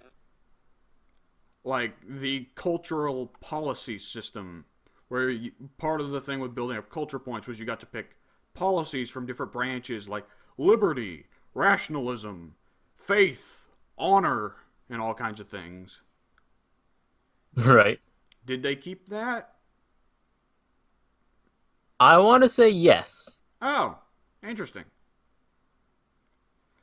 There was one small problem with that system in that some of them were arbitrarily juxtaposed. Like, faith and rationalism were juxtaposed, which didn't really make sense for a lot of civilizations. And what was the other one that was juxtaposed? Commerce was juxtaposed with faith. That was the fucking weird one. That was the real fucking weird one. It's like, oh yeah, you can be a man of God, but you can't have capitalism. What? Jesus doesn't like the money. Oh man. You got anything particular to say about Civ 6? Not at the moment. I did try to shoot I tried as best I could to shoot a little video of my first time playing Civilization. I was hoping to die within the first couple of turns. No. That didn't actually happen. No, Civ is for one thing pretty easy by strategy terms. For another, if you will die, it will take a long time. I believe it. It will be by like the year 1500. Right. Because before I'd then, set up the difficulty all the way, made a super small map, put as many people in city-states as I could there, declared war with everyone I encountered, left my city without any protection. It still went on too long. I was like, nope, I gotta trash this. The AI is not going to play aggressive in the early game, man. Oh, did you put Gandhi on the map? I don't think so. That's where you went Some of wrong. them were random. So, I mean, it's possible. He still would have went wrong if he would have started at the year 4000 BC. What you gotta do is you gotta put Gandhi on the map and skip straight to 2000 AD with all the technology. Because every civilization game, Gandhi is extremely pacifist until he develops nuclear missiles. You've heard the old story about Civ 1, the glitch with Gandhi, right? The nuke glitch? Yeah. How they fucking set up the number system, and when you get democracy, which is a technology that appears at the same time as nuclear weapons, it will automatically decrease an AI's aggression rating by 1. Or it will decrease it, excuse me. Yeah. Gandhi's aggression rating by default is set at 0. The game's number system works in such a way that but decreasing 0 by 1 rolls it all the way back around to 269. Keep in mind that the highest aggression rating in the game was like Stalin or Genghis Khan at 10. Stalin and Genghis Khan. So Gandhi is roughly 27 times as aggressive as Stalin and Genghis Khan. And he has nuclear missiles. You will end your day. There is one. Is it Civ 2 or Civ 3, the legendary game of never-ending apocalypse? Addy, have you seen that story? No, but I do own Civ 2, I think. So there's one person's campaign. It was him as America, then the Vikings, then like the Norse or something, or maybe India, where the campaign was set to very hard and the AI was set to aggressive, and there were 3 continents. And his game, he'd set it to never reach the natural force end. Like, ordinarily Civilization has, where when you hit the year like 3000, the game will just force end, and whoever gets the highest score has won. But he turned that off. And once nuclear weapons developed, there were only the 3 nations left on the map. They would not stop nuking each other's continents after each of them had claimed a continent. None of them could make any ground offensively, because every time an army so much as left the vicinity of a city, it got nuked. Every time they tried to set up a new city, it got nuked. All new territory got nuked. Old territory got nuked. Old cities got nuked. So all 3 countries were just stuck in a permanent fucking lock of nuking each other into oblivion, so none could win and none could lose. And thus Metro 2066 started. Yeah. Thus the year 2066 started. Oh, man. Isn't Fallout a wonderful setting? I believe that game actually did end about a year ago, and it made like the regular newspapers. It was weird. All right. Is that about it, Pink? I think so. Yes. All right. Addy, what you been up to the past week? I finished Guilty Gear Xrd Revelator 2 with every character. Damn. Well, episode mode, but still. How about that Bedman, huh? I don't like him. He has got to be one of the weirdest fucking characters ever designed for a fighting game. And I'm talking in every aspect. Character-wise, visually, gameplay-wise. Yeah. Like, what is that character? Batman, obviously. I think my favorite character from the lot. Well, obviously, aside from Leo Whitefang, who, of course, I would like. He's just Wolverine, but He's the big edgelord. yeah, He's the big boy. He's not the biggest boy on the roster. That's still Potemkin, but Leo's a pretty big boy. yeah. But aside from him, the other favorite from the ones I didn't expect was the girl. I don't remember her name. There's a But lot of the girls girl- on the roster, Addy. Yeah, the girl who's looking for a husband. This is an anime game, Addy. That's a lot of the girl's She- description. She's in a freaking marriage gown. Oh, Elfel, right? The girl who the rape. I always think of her as Rape Girl, honestly. Because she's capable of it, or Isn't that like her super move? She mind controls you into fucking her, or something like that. I don't know. I wasn't able to do her destructive finish. Yeah, her destructive finish is she shoots you with a mind control bullet to force you to love her. Ah, So I always think of her as Rape Girl. yeah. I just like how she has like 5 different guns. Like, You okay, need to I will. play Injustice and just play Deadshot. All guns, all day. Hey, Why would I play a fighting game when I can just shoot you? No, I actually didn't. I didn't use her pistol all that much. Aside from Axel, I hate Axel. Axel's just Ax- tall seam though. Yeah, but Axel deserves what he gets. but yeah, aside from Axel, I never actually used the pistol that much. What I liked was when I would do a combo that would end in a launcher, and then I would have her pull out the shotgun, and then and just shoot them into the wall. Just continue the combo there. Because like she has a sniper rifle, but you actually have to aim it, and you usually don't have time to actually aim that shit. So you have the pistol, which is alright, but probably not as fair. And then the shotgun, which is just overall really good. With Guilty Gear's movement options, I'm not sure the pistol is too unfair. Yeah, that's true. You do a super jump and then an air dash and air block your way in. Congrats, you went from full screen to right in their fucking ass. Literally, if you're playing as fucking Faust. Yeah. I've also played a bit of Mom mode. As Johnny. Yeah? I keep forgetting they named it that. What a fucking name for a game mode, Mom mode. Yeah. And because of how I leveled Johnny and all that, in between slashing people open with him, I'm also when I also shoot them with an SMG. I've never played Mom mode. Is that what that does? It gives you an SMG. No, but you can buy an SMG as an item, and then it just freezes them in the air. Gives you a small cutscene, and then they get shot from a screen.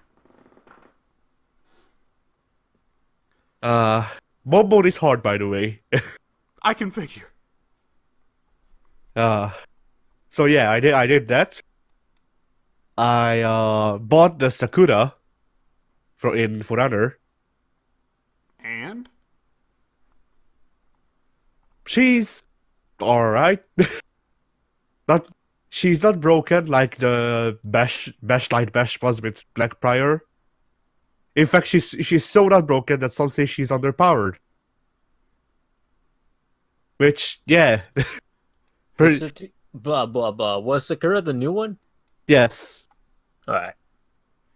I bet you this means not as much people are going to buy him because he's not overpowered, and this means that Ubisoft is never going to make a not overpowered character again because of it. Yeah. Power creep sells. Little kids want the easy button.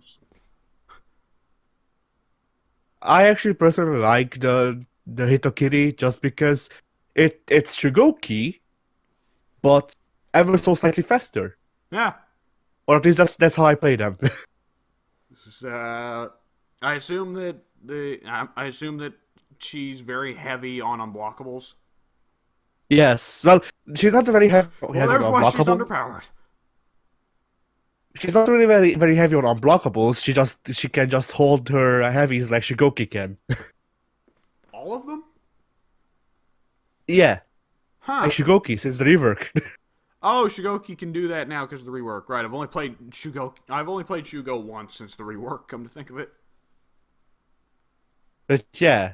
So that her skills could be overpowered, I guess. I don't know, because one of her skills is just taking back the old thing where the minions couldn't get out of the...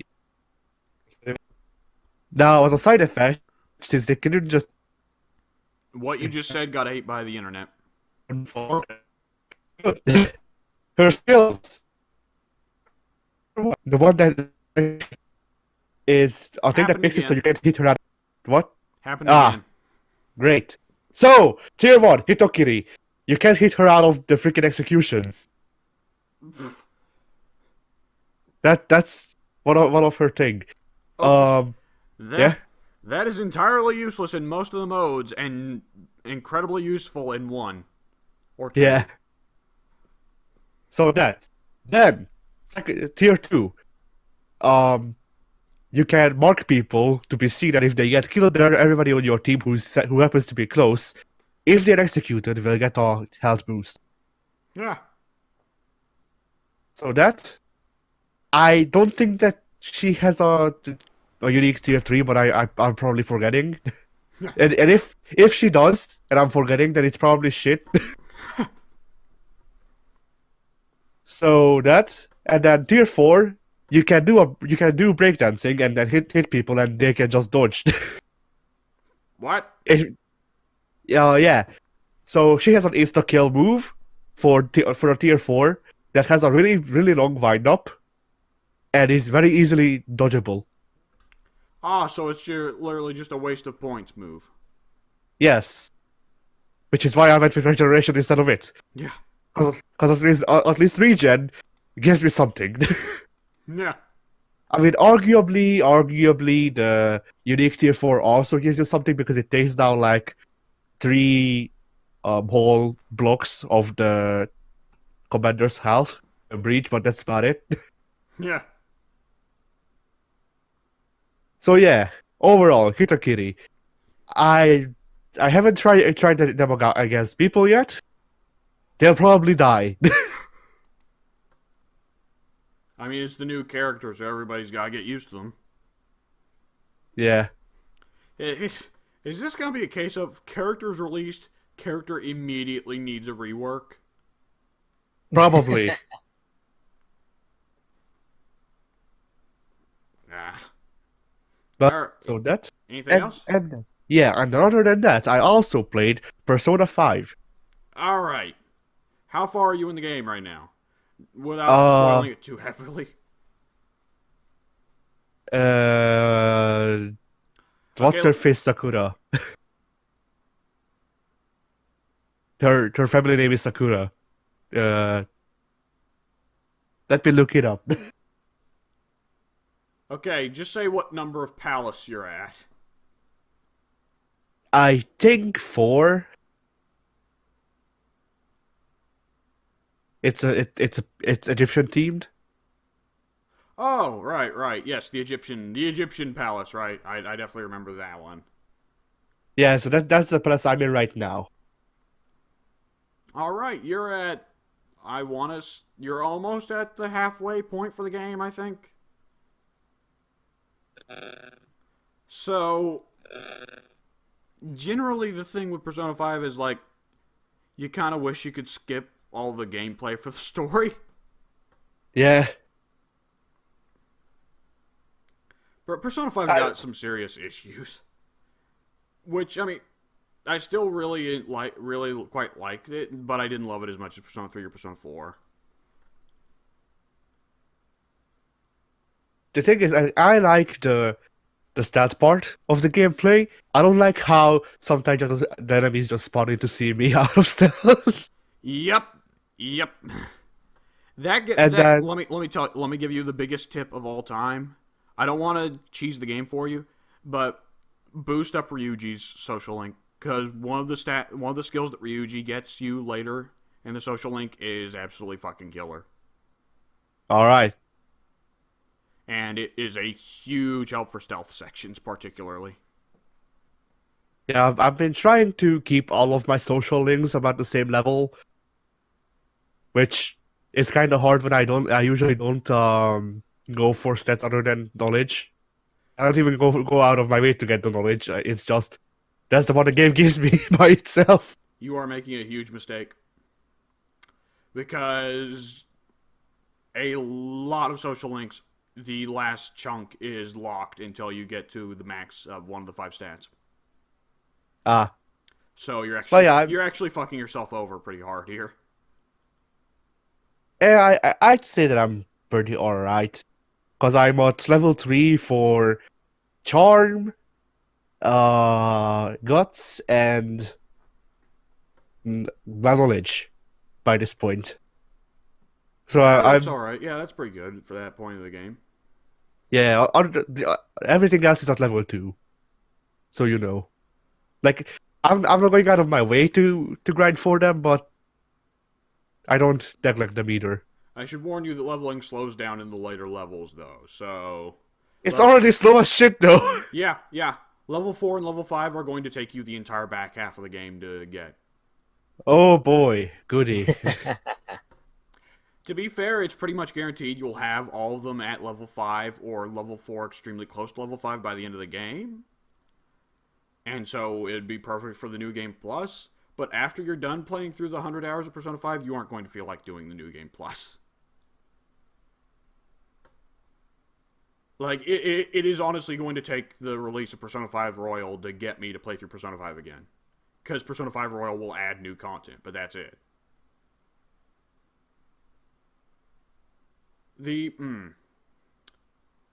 How many party members do you have at that point in the game? Oh, yeah, okay, I remember. So, alright, shoot. Favorite party member so far, least favorite party member so far. Okay, favorite Yusuke. Obviously, Yusuke. Does not surprise me. I was like, Yeah. Yusuke is either going to be his favorite or his least favorite. I'm calling it now. He's either going to be his favorite because of his style or his least favorite because of his personality. Yeah, that's actually what I ran through because when he wasn't a team member, I hated Joka. Freaking out. Yeah. So when he wasn't a team member, I actually hated him. But when he became a team member and then I saw his style, I was like, okay, I can get behind this. And I actually kind of like his personality now that I've actually gotten a social link with him and went through a couple of whatchamacallit, cutscenes, I suppose, with him. Yeah, because Yusuke probably has one of the most fun social links in the game. Yeah, and I can kind of understand his lost artist thing going on. Well, the humor partly to me comes from the fact that Joker very much is not an artist, but he's trying his damnedest to understand it to help Yusuke with it.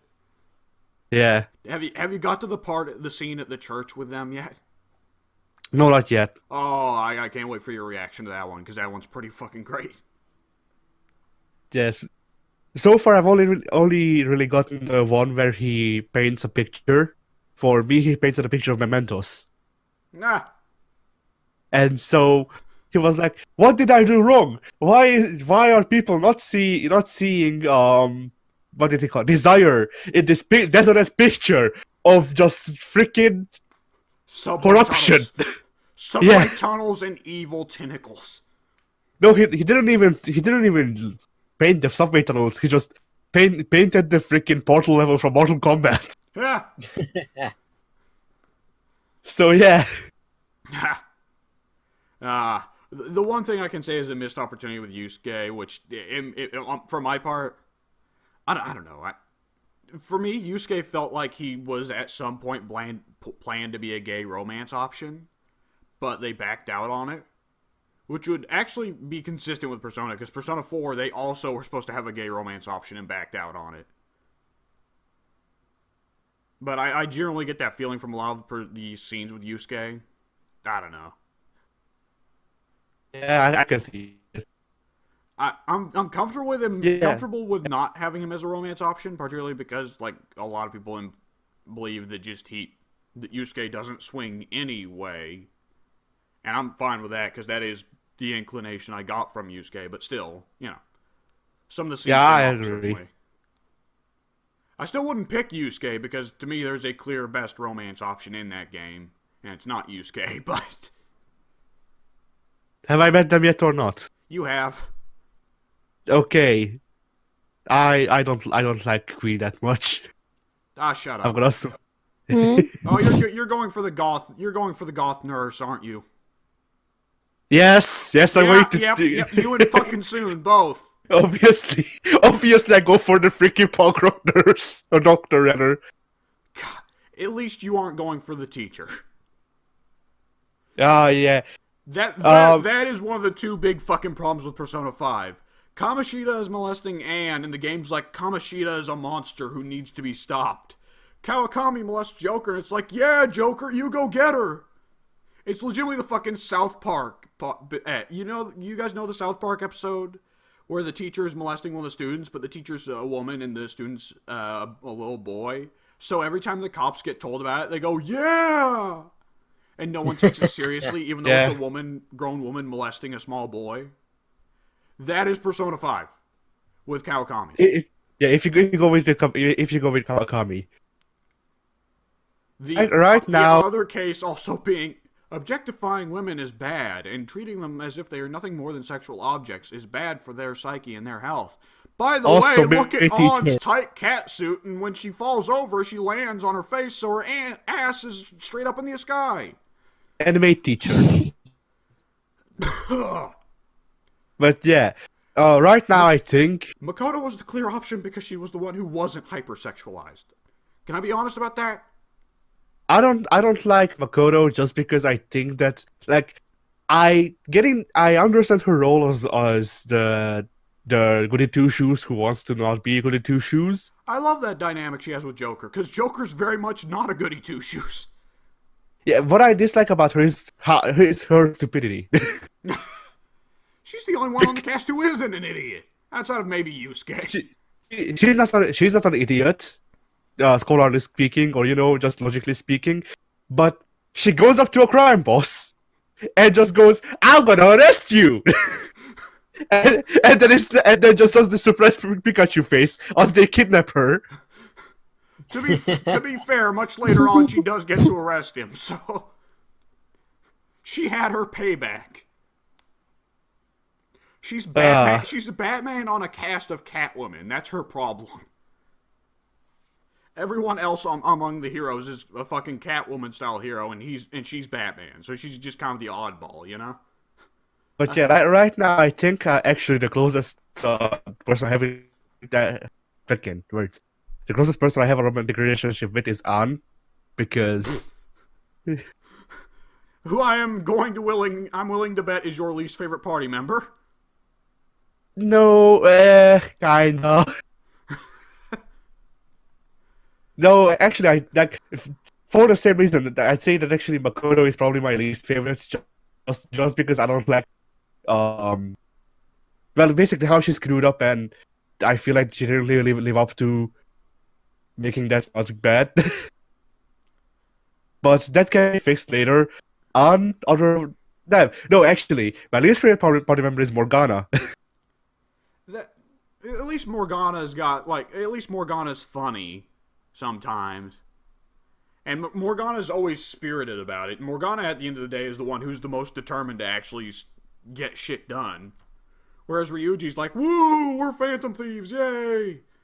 He's fucking running through the streets saying, "Hey, we're the Phantom Thieves, hey!" Ever since I got enough people not have Ryuji in the team, Ryuji has not been in the team. So I don't even consider him a part of the team. Is the thing. Did you not find... The only other tank on the party is Makoto, and I don't imagine you're replacing him with her. I am. Ah, I much rather have Makoto than Ryuji. Yeah, fair.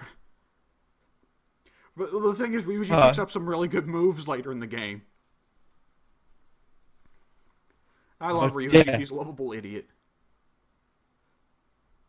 Here's the thing I should go ahead and mention. Part of the whole problem with Ann is that a big aspect of her character is completely missing in the English translation, and probably the Hungarian translation as well, because you're using the Hungarian. There's no Hungarian. Oh, well, fuck. There's no Hungarian translation. Okay, well, a big part of her whole thing is missing in the English translation, and part of the cultural translation. Because the actual implication to her whole social link and her rivalry with the other model is it's... Like, you know how the Persona crew is, like, assembled out of the fucking outcasts and misfits of Japanese society? Yeah. Well, I always looked at the cast and I was like, why is Anne a misfit, other than the fact that she refused to be raped anymore? And it's because she's half white. And that part's left entirely out of the English translation. But in the Japanese translation, she's a miscast because she's half white and people are racist against her.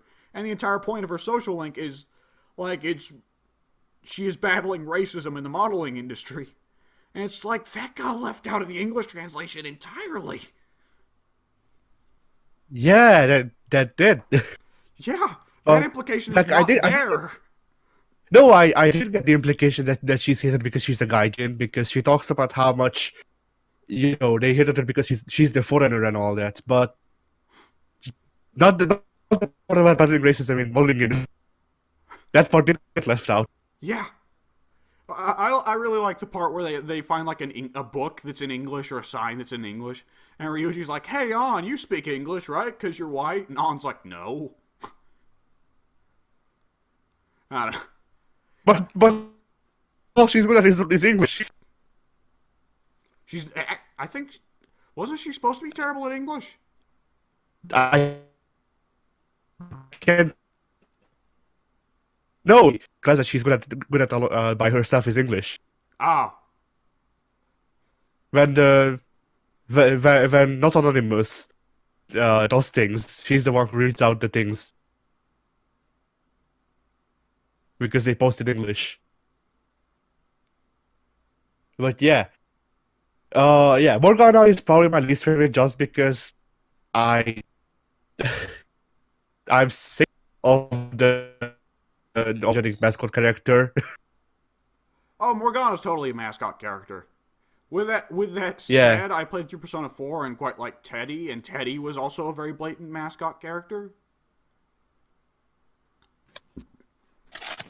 But was he also overly energetic? Is the thing. Oh, Teddy was super energetic. Teddy's thing was also that, I'm trying to think what it... Teddy was also far more of a clown than Morgana. Morgana can be pretty serious at times. Teddy was never serious. Ever. Teddy worked on genuine cartoon logic, by the way. There's one scene where he gets hit with, like, what should have killed him, and he genuinely becomes flat. And he walks around flat. But yeah, Morgana, I will think of it always as better than Teddy, at least partially because, like, Teddy, there was supposed to be a thing of him having a crush on the women of the party, but it came off more as him being a perv. And you can see where they tried to do the same thing right with Morgana, where Morgana has a crush on An, but isn't a pervert, you know? yeah. And I fucking love Ryuji because he's not a pervert either, thank God. Unlike most Persona best friend characters. I don't know, because there is that one scene in the animated scene, when going to desert isle. I ignored the animated cutscenes entirely. Oh yeah. There's a scene where An is. No. I'm not saying that I skipped them. I'm saying that I watched them and I choose to ignore them. Because to me, it's very obvious the Japanese team made the anime parts, and the English team had no choice but to just translate as best they could. Whereas in any of the parts where it's not actually properly animated, you can tell that the English team got to write whatever dialogue they wanted. So I'm willing to bet Japanese Ryuji is a lot more perverted, but English Ryuji is... Oh, Jesus Christ. Is she walking out in the rain? That? Is she running through a fucking rainstorm right now? Volcano is becoming Rice Krispies. I'm trying to fix it.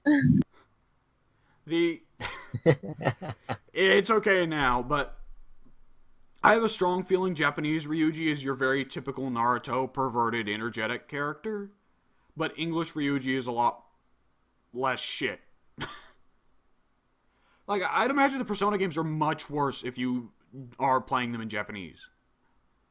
Because the English, like, I think that Persona, it succeeds a lot on the strength of its translators.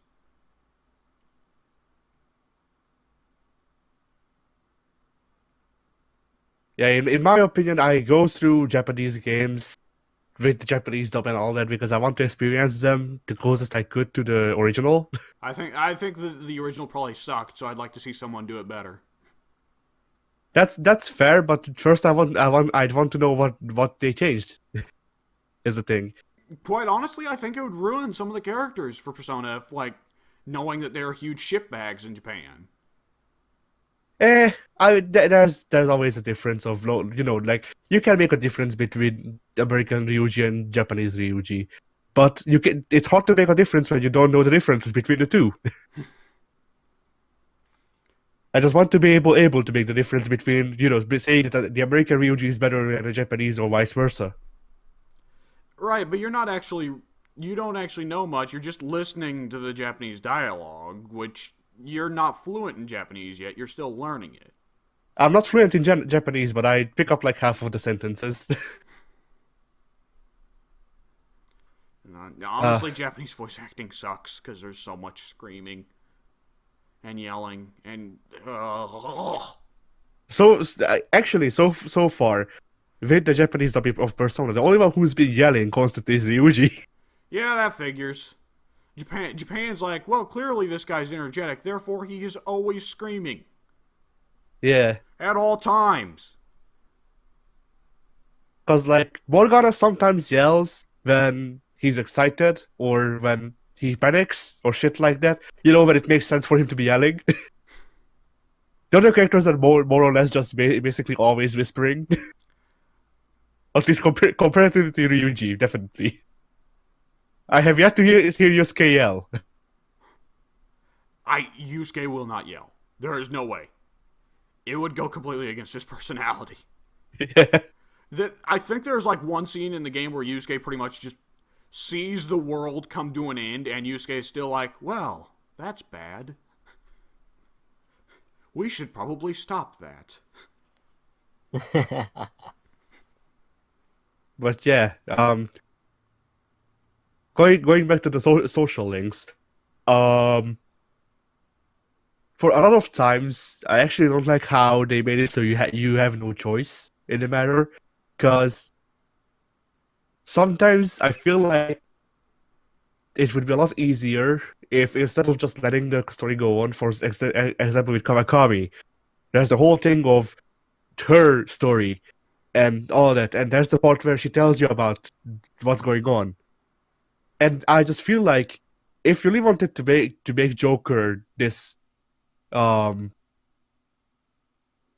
big hero, then a good thing that he should have been able to do is at least ask Kawakami about the names of the people to check if they have a palace or some shit. And it's like, don't tell Kawakami what you're doing with them, just ask for their names or ask where they live. And if she doesn't give it, that's fair. But I want at least the option to ask. Addy, do you want to know a little secret? The eighth Yeah? link of almost every social link is going to have you ask the social link, for the names of the people who've been fucking with them, so that you can go clear them out in mementos. Alright. Pretty much every social link that isn't for a party member. So For a what? Put out. pretty much every social link that isn't for a party member will do that. I see. But yeah, also another gripe I have is the whole story with Mishima. Because his whole thing is that he doesn't want to feel useless. And just zoom him into mementos. Bring him to a palace. Make him a Persona user. Like, They never everybody intentionally do that, Addy. No, they do. They do. Because They do not. Freaking, I don't remember. Anyone that goes into like the other world does so accidentally by following them in. No, I remember Makoto going in through her own will. Did she not Because- follow them in while she was trying to figure out what they were doing? No, she already figured it out. And then she told Joker to bring her to the meeting. Well, then And it's then they different if they force them to do it. What you're suggesting here is, well, clearly this kid's got problems, so let's give him superpowers. Yes. Which is a little different from either a situation of person follows you in and accidentally gets superpowers, or person forces you to get superpowers, or else they will expose the fact that you're a superhero. Because at the end of the day, there's a more rational way to solve Mishima feels useless than simply, well, we'll fucking give Mishima superpowers. Like, for one thing, there's a whole thing with Japanese media, like, their logic systems tend to work on an entirely different basis than ours. So they wouldn't say that. But generally speaking, I think there's also an inclination that Joker wants, the people involved want, as few people to get directly involved in this shit as possible. I don't know, because they have like 50 people on the star screen. Right, they all went in accidentally. Well, there's one that was done intentionally, but that wasn't Joker. There's two that were done intentionally, neither were Joker. Joker's actually Joker's more of a problem solver than a problem starter.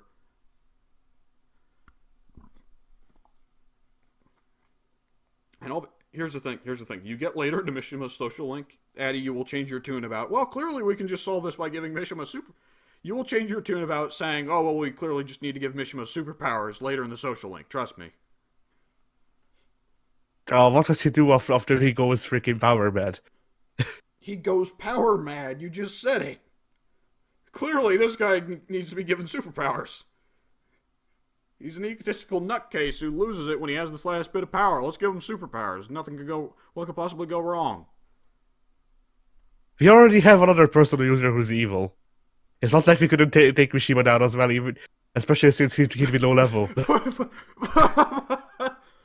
Your plan at this point is we'll make him evil so we can kill him.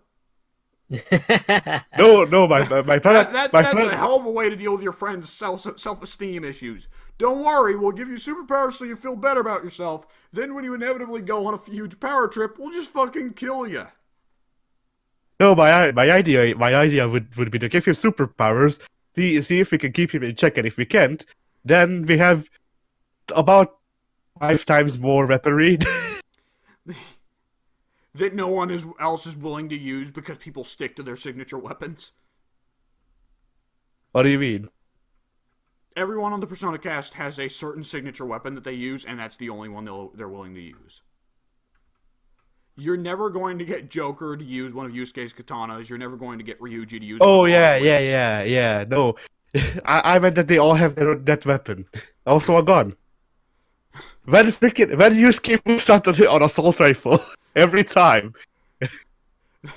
That is the oddest pick, I gotta say. It's like, some of these make sense. You know, he's loud, he's a brute, he's got a shotgun belt, he should probably get a shotgun. Main character, he's pretty subtle, he's pretty, trying to keep it middle of the line, he gets a basic pistol. Makoto, she's kind of a cowgirl, she gets a 6-shooter. Yusuke, art-obsessed cowboy, give him a fucking AK-47, that makes sense. The artist should spray and pray. Yeah. Also, for some reason, I get a Tommy gun. Who gets a Tommy gun? On. Oh, I forgot On had a Tommy gun. I'm trying to remember if there's another wacky one. They're probably going to introduce another party member with Persona 5R, so we'll get more wackiness. Sojiro. Sojiro. I'd kill for that. Have boss be a team member. Oh, that's the worst part of the dub. You don't get to listen to Jamieson Price voicing Sojiro. Sojiro's voice actor does a killer job in the English dub. You got Matthew Mercer as Yusuke, and you. Alright. Did you do anything other than play Persona 5 this week, Addy? No. Alright. Hey, Volc, what you been up to this past week? Okay, let's see. I gotta think back because I was watching a lot of movies. Like in the past week, because I wasn't here last week. I'd watched Glass, and it wasn't that bad. Was it about Mirror's Edge? No. It's the one that ties in with Split and Unbreakable. The one that brings them together after Split confirmed that they are set in the same universe, yes. Yes. I was really interested in that until I got spoiled on what happens in the ending. And then I'm just like, nope, no thanks. Yeah, the ending's a little disappointing. Little? I was like, a lot, but it's just like, I get what they're trying to do, and I'm like, eh. What is the end? Hey, spoilers for Glass going forwards. If you don't want to be spoiled on Glass, skip ahead like 5 minutes. Yeah. If you don't want to be spoiled on Glass, leave this realm of existence. Yeah. So now for the spoiler, the ending, they end up killing off all 3 of the characters. What? Yeah. Bruce Willis, James McAvoy, and Samuel L. Jackson. Yep, they kill all three of them. So do they just not want to pursue that series any longer? I guess so. I was They're like, looking. yeah. I was looking at that shit like, clearly this is the start of the M. Night Shyamalan cinematic universe. No. No. It's the end. Yep. Short-lived it was. Damn Night Shyamalan Cinematic Universe. Zuko shows up. No. That would actually redeem it if they were just like, fuck it, Last Airbender actually secretly wasn't a Last Airbender adaptation. It just had the same name. Yeah. It all happened in the real world. Every M. Night Shyamalan movie was fine until the Fire Nation attack. No, that's what forces fucking Bruce Willis and James McAvoy to team up. The Fire Nation shows up. And James McAvoy's character is eating people from the Fire Nation, and Bruce Willis is like, the friends I gotta keep, I tell you.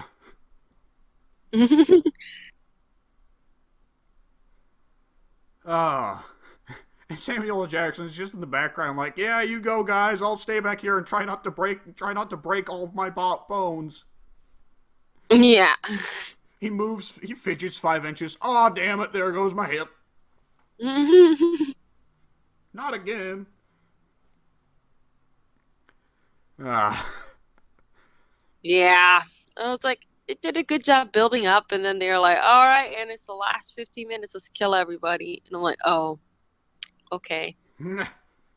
But they kind of did something cool at the very end, where they have the 3 people that were associated with those characters. They, Mr. Glass ended up recording the whole thing to reveal that there are super people out there. Which but it's then results in tons of superheroes coming out of the closet, then, I guess? maybe they don't actually do anything other than they release it and then it kind of ends. It's like it gives you something that maybe they'll do something else, but I don't know if I want them to because that was a messy ending. They already spewed the pooch. I know. I was like, they kind of already. They just leave it alone. Okay. What if the next M. Night Shyamalan movie starts with the Shyamalan twist? And the Shyamalan twist is that one of the superheroes that came out of the closet on being a superhero, his power is that he can resurrect people. Bruce Willis, Sam Jackson, and James McAvoy are all back. How did they even kill James McAvoy's character? He was fucking invincible. Okay, so what they end up doing, it's ridiculous in my opinion, is they get him, the girl, I forget her name, but she was the one who made it out alive. She The gets one who him didn't get eaten. Yeah, the one who didn't get eaten. She comes back, and she kind of gets him to turn back to his normal stuff, and then this guy shoots him, like, twice, I think. And he just decides that, that's it, I'll just die here. And he doesn't turn back or anything. It was ridiculous. I can buy that. That kind of fit with the roles split set, because the implication was split was that that's just what the Beast did. It made him into that.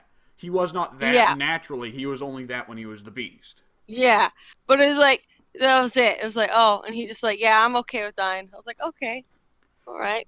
If it was one of the good, okay, have fun with that. Was it the good personality or one of the central? Or it was him. It was the actual him. No, none of the personalities. Okay, actual Kevin Windlecrumb. Yeah, he was very suicidal when we got to see him in Split, so that makes sense. Yeah, so I was like, I could see it. It makes sense, but I'm just like, a little disappointed. The problem is when you set that up as the only weakness for the character, there's no way for him to die non-flaccidly, you know? Yeah. There's no way for him to die hard. Get it? Get it? Get it? There's always Viagra. Get it? Yes.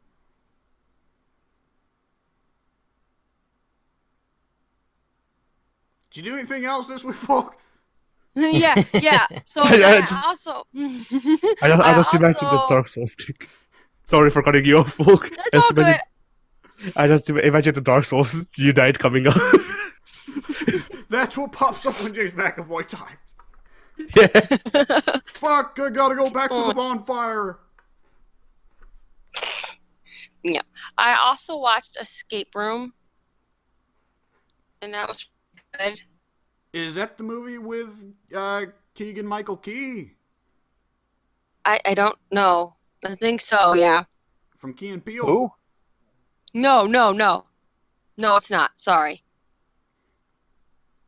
Okay, so it's not Key from Key and Peele. Okay, then I'm thinking of a different no. movie. Yeah, I was gonna say, wait, no. Because then I was like, I don't know that name. And then I was like, you mentioned, I was like, oh, wait, I do know that name. No, this movie.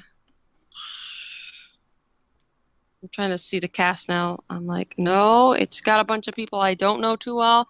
Then it's got, Karen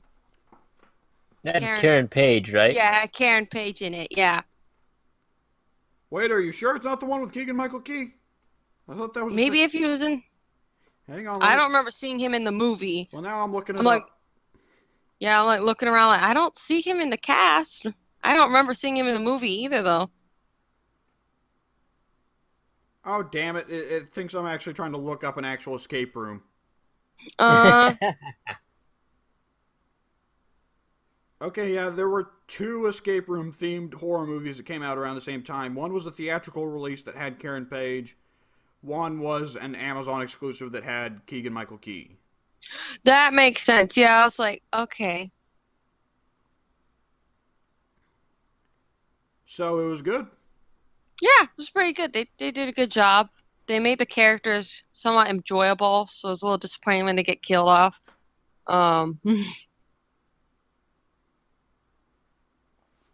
Have attachments to characters instead of just watching people get killed, because it's not as impactful to me. Yeah. That's why the funny guy dies first. Yep. Always I'm him. screwed. Yeah. I'm pretty they sure did in kill the most funny game guy. replay, Pink is the first to go. So Yeah, I think always dies by my hand. and then I die by my hand.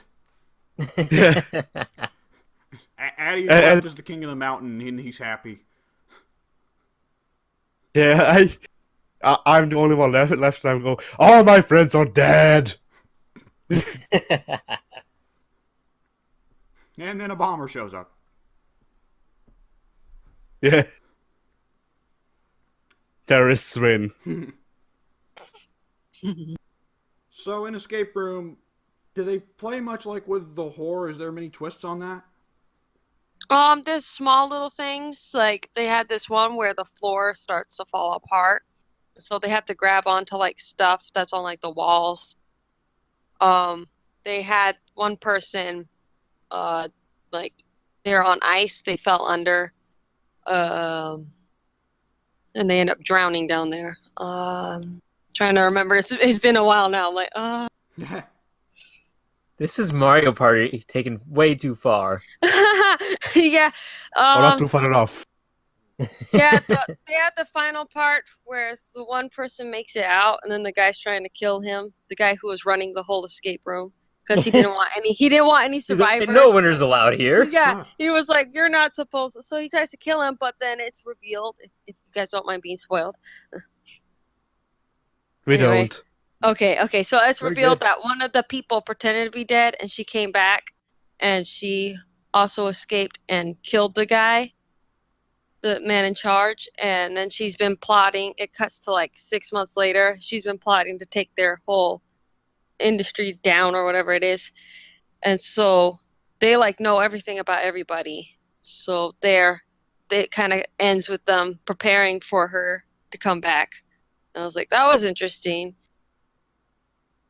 So there's just a monopoly of escape rooms dedicated to killing people? Yeah, pretty much. Yeah, we get Nobody noticed. to... No, but because what they end up doing is they'll like they will take like the dead bodies and make them seem like accidents. So they used all the like people that they killed, and like one of them was like in a plane crash or whatever, stuff like that. Weird, like, oh, okay. So that was like interesting. I liked it more So why than did they want the Glass. people dead? I don't know. It They was just kinda want their like, it was very vague. Because like the dudes just explained that we like people enjoy violence. We used to watch gladiators and all that stuff, and just Yeah. going on.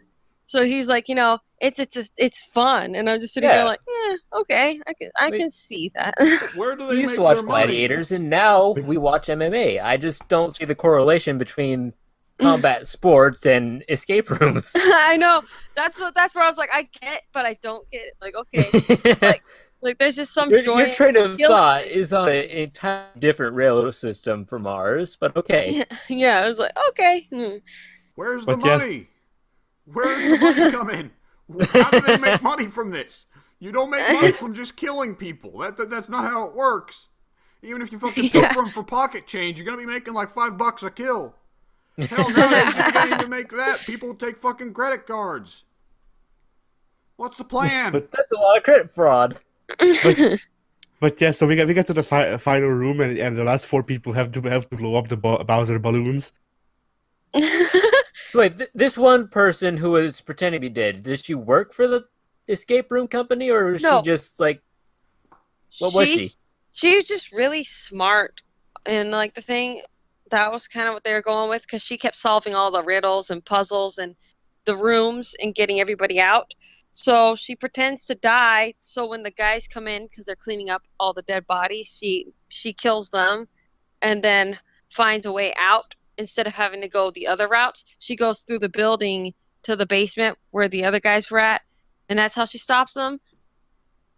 So she wasn't affiliated with them at all. She just figured out a different way to get out of the rooms without playing their game anymore. Right. But did she like know that they were wanting to kill everybody, or is that just something? I figured out and was trying to explain to them, but they all were busy trying to play the game. Ah. I'm willing to accept that there's pointless killing happening here. Yeah. I mean, here's the thing. When pointless killing is happening, the more people are involved, the more you run into the old Ben Franklin adage. A secret may be kept. 3 people may keep a secret if 2 of them are dead. Pointless killing past like 3 people. Cut out for me. Pointless killing past 3 people starts to lose its appeal. Right. Because when you bring in the 4th guy, he's like, why the fuck are we killing these people? And I'd assume it's going to take more than 2 people to build these death rooms. And it's also going to need the 2 janitors. Yeah. And each death room needs to have people who run it. And janitors. And presumably there's a guy overseeing all these, right? Right. This is a B horror movie. Why am I trying to look at it this way? Yeah, I was like, I enjoyed it for what it did. It did a good job, but there was definitely plot holes. And like, what are you doing? But it was somewhat, good. It's the kind of it's torture porn. It's like the Saw movies. It's torture porn. We're going to try and kill off these characters. Here's the cast of characters. We will try to kill them off in the most creative way possible. That's what you were showing up and paying the ticket for. So why am I trying to look at it from a story perspective of why the fuck would they do this? Didn't the Saw movies kill off Fred Durst? I don't know. I never watched them.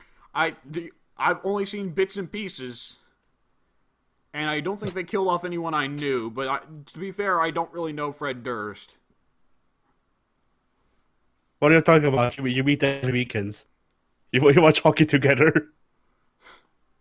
Well, with the fucking Undertaker and... Yeah, with the Undertaker and Fred Durst. And Paul Bearer's ghost. Paul Bearer's... Hey, I would go there just for Paul Bearer's ghost, honestly. Leave out the other 2. I ignore the other 2 and just eat chips with Paul Bearer's ghost. It's awesome. Hey, Paul, what's your favorite kind of chips? Oh, it's Lay's!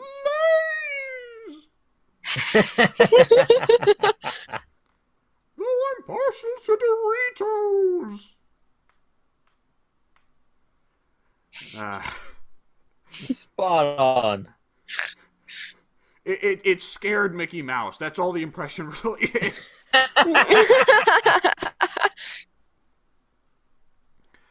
Alright. Anything else, Volc? I'm like, I don't remember what else I watched, but I played Pikmin 2 yesterday. So I've never played a Pikmin game in my life. I both enjoy and hate those games. I'm not a very good strategizer, so I kill a lot of Pikmin. Okay, George Bush. I'm not a very good strategizer. Sending a Pikmin out to die. I am the decider. Sending the Pikmin to Afghanistan.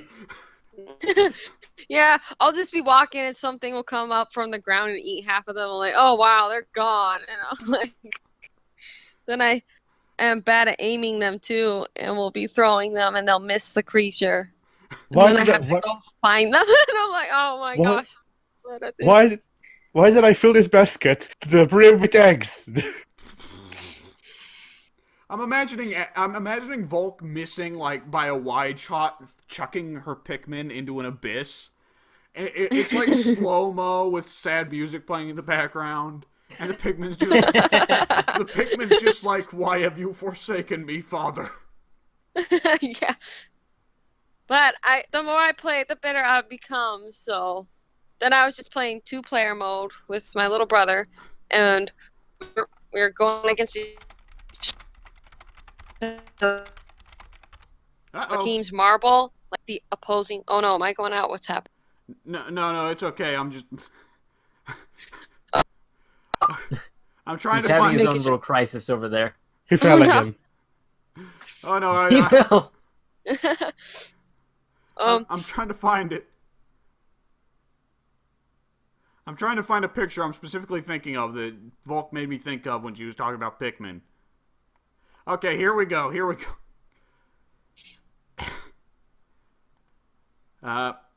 Hang on. Give me just a moment. Okay, yeah, there we go. All right. Let me get a timestamp here. Oh, fuck, right. Oh, I cut the video. Oh no. Oh no. When we had technical difficulties. Yeah. No. I'll try and do math to figure it out. There we go. What is this, a meme for heads? Oh no!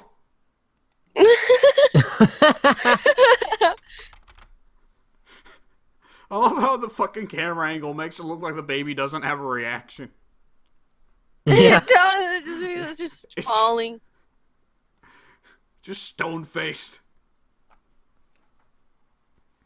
And that's how Volc is with her Pikmin. Oh my gosh. Okay, yeah. Now it's gotten even worse now that I'm thinking of Volc as Kermit in this case instead of Olimar. Because I'm imagining Kermit doing his fucking flaily arms, and every time he flails, he throws a Pikmin. Every time there's a Pikmin, yeah. He loses it. Oh, we need to pay an animator for some of these. A fucking cheap GIF animator to just glue Pikmin to Kermit's arms and a GIF of him flailing. I feel like one of us could do that given enough time. No, I could do that. I was saying that I want to pay someone to draw us GIF. and like short snippets of videos, because like don't you want the freaking Batman part from what was it? Freaking I forget its name. The game with freaking the Old Spice Man. Crackdown.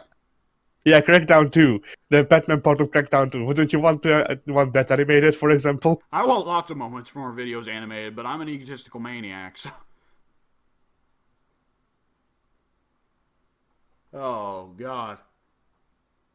Well, see now you've got me trailing off thinking about what moments I'd want animated out of our videos.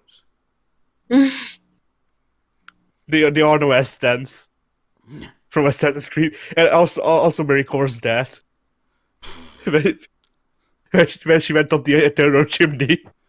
I feel like that if we animated that, it would just be a court case and Pink's the judge, and you're the defendant down there. It's like Phoenix Wright, where Pink is like a really fucking 30 feet tall, terrifying judge passing judgment with his lightning hammer. Addie's tiny and terrified. There's a pile of AmeriCorps shaped bones in the corner. No. There's only a sword as some like miscellaneous carrot. And a hat. Yeah. Clearly enough evidence to convict Daddy of killing her. Alright, that was veering off hard. Alright. Hey, Volc, talk more about Pikmin. Oh yeah. Well, so then the 2-player mode, you have a marble on your side. It's like capture the flag, pretty much. And you have to steal the opponent's marble and bring it back to your base before they do. Or you can collect 4 different marbles that are scattered around the battlefield. Pretty much whoever captures the most or the opponent's first wins. And we pretty much played that mode the entire time. I was not Olimar. I was Louis. The forgotten one.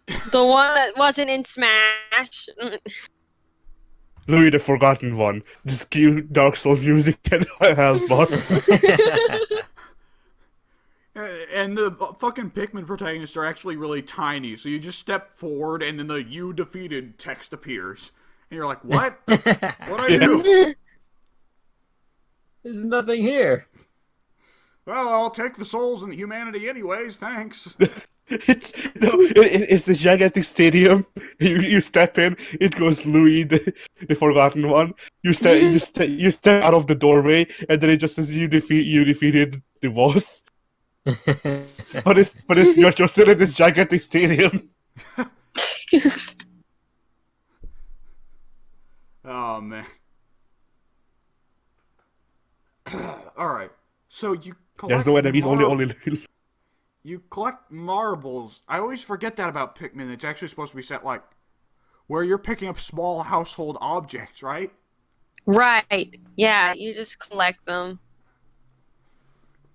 Is it supposed to be So, like Volc, after the apocalypse? I don't know, because when I like first played it, I'm very far in the game now, so like I don't remember. It's not after an apocalypse. It's I just thought he's just traveling to a different planet. He's from a different planet. Right, but I've never seen one of those stupid things that eats you on the Smash Brothers stage in real life before. I don't know if they do. They, I'm inclined to think they're fictional, but I mean, I've never seen every corner of the world. I haven't seen any either, Maybe but you they're never hiding know. Maybe they're hiding from me. Even on the internet, they're hiding from me. The Wikipedia articles, they just disappear as soon as I go on. Addie, you haven't been keeping that as a secret from the rest of us, that there's some weird frog thing that eats tiny humans? There are some things the world is not ready for. Okay. But yeah, Volc, so is Pikmin just shitty Katamari? It is entirely I don't know what different. that. I don't know what that is, but I no. Katamari is a classic PS2 game where you play as a little guy rolling up a ball, and the idea is to roll up a ball of everything in the world. And you pick up everything the ball touches that is not bigger than the ball, it picks up, and you just want to roll up as much shit as possible. Wow. Olimar. No. Olimar. The game's named Olimar, yeah. Even though they don't even follow Olimar anymore. Legend of Zelda. Legend of Louis the Forgotten One. Pikmin is about controlling an army of insects to go out and try and collect as many artifacts of the human world as possible without dying horrifically to much bigger insects. And rocks and plants. Pikmin's one of those games where everything's out to kill you, right? Yeah, pretty much. And you have a time limit, because the day goes by and you have to be back before sunset. Otherwise you die. Yep. The ship will go off without you, and you'll get eaten. The ship goes off without you. It flies away. I imagine the ship just comes back to port and it's just empty. And they're like, well... He tried. There's just blood stains in there like a horror movie, right? No, you can only bar boarded, but only his head and hands. His big fucking nose is just stapled to the front door of the spaceship. Yeah. You're next. We know. Alright. You do anything else, Volk? No, I do not think so. Alright. Hey, Alex, did you do anything this week? As a matter of fact, I did. Let's see. Oh, did you? Yeah. I went back and played Time Splitters 1. It's a classic first-person shooter made out of several of the offcasts of the rare team that developed GoldenEye and Perfect Dark, and as such it is very much in the style of those two shooters. For all the weirdness inherent to it. So I technically have already played through Time Splitters 1 and 2, but I thought they were a little overrated.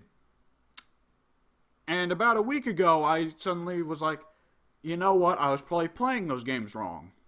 So I looked into it, and I was. Yay. So it turns out, you guys know the classic GoldenEye thing of your cursor you don't really direct the screen, you direct your cursor on the screen, right? And if you shift your cursor to the edge of the screen, it'll shift in that direction. Right, that's a toggleable thing. You switch between moving the screen with the right stick and moving your cursor with the right stick. If you do not have the cursor on, then your character will simply auto-aim without the cursor, moving the screen like a normal FPS. And I found out that's actually how you're supposed to play the game, apparently. Outside of a select couple occasions where you'll be activating the cursor to aim at something specific, like sentry guns. Or parts of the environment that you want to fuck up for no reason other than to be a vandal. So, Time Splitters 1 in particular, Time Splitters 1 has very strong auto-aim. Which is good, because Time Splitters 1 is a real ball-buster of a game. But still, there are times where you just walk into a room and you see, okay, there are 3 enemies. You push the button 3 times, they're dead. It's like, yeah, this is a hell of a shooter right here. I pull the trigger and my character aims. You know, this is a little simple. Time Splitters 1, as such, the difficulty more so is coming from simply memorizing enemy spawns more than actually aiming your gun, which is weird. Time Splitters 1 is also kind of infamous for the fact it was a PS2 launch title. It came out in 2000. That is 19 fucking years ago. The missions do not have story. There is a story mode with 9 missions. They do not have actual story. Legitimately, you spawn in, and the game tells you nothing. You have to open up the pause menu, and it'll tell you, oh, you're at the Egyptian tomb. Go get the Ankh and return to the mission start. And that's it. You go there, you fight through a bunch of hordes, you pick up an Ankh. Picking up the Ankh causes the game's namesake Time Splitter enemies to spawn. You work your way back to spawn, and that's it. Time Splitters 1 worked on a very good difficulty system, though. I have to say, the story mode, the lack of story was poop, but the difficulty selection is a good part, probably the best part to me. Because the thing is, like, most games with the difficulty meter, it's going to be the typical shit, right? You deal less damage, they deal more. You take more damage, they take less. That usual shit, right? Yeah, Time Splitters doesn't bother with that. It makes the AI considerably more aggressive, and it spawns in a shit ton more AI, and gives them better weapons. And on certain levels, it adds entirely new stretches of the map and entirely new objectives. Which means Time Splitters is a game where if you're playing through on easy, you're actually missing out on most of the game's content. Which, I gotta say, is actually a pretty nice motivation to get the player to move up and try the higher difficulties.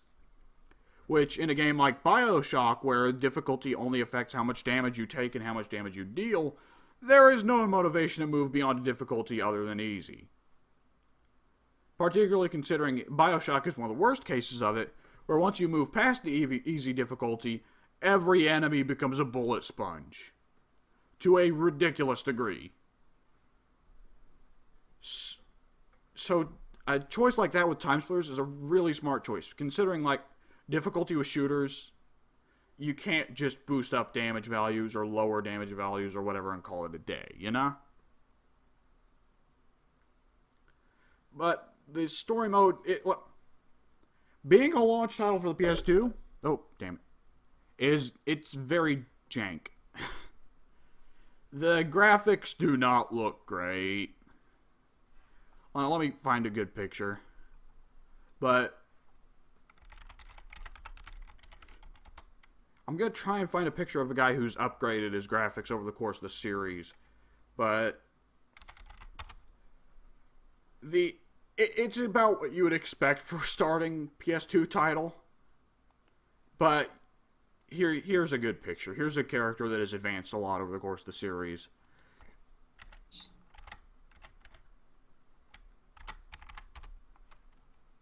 This is what the character looked like in Time Splitters 1, all the way back in 2000.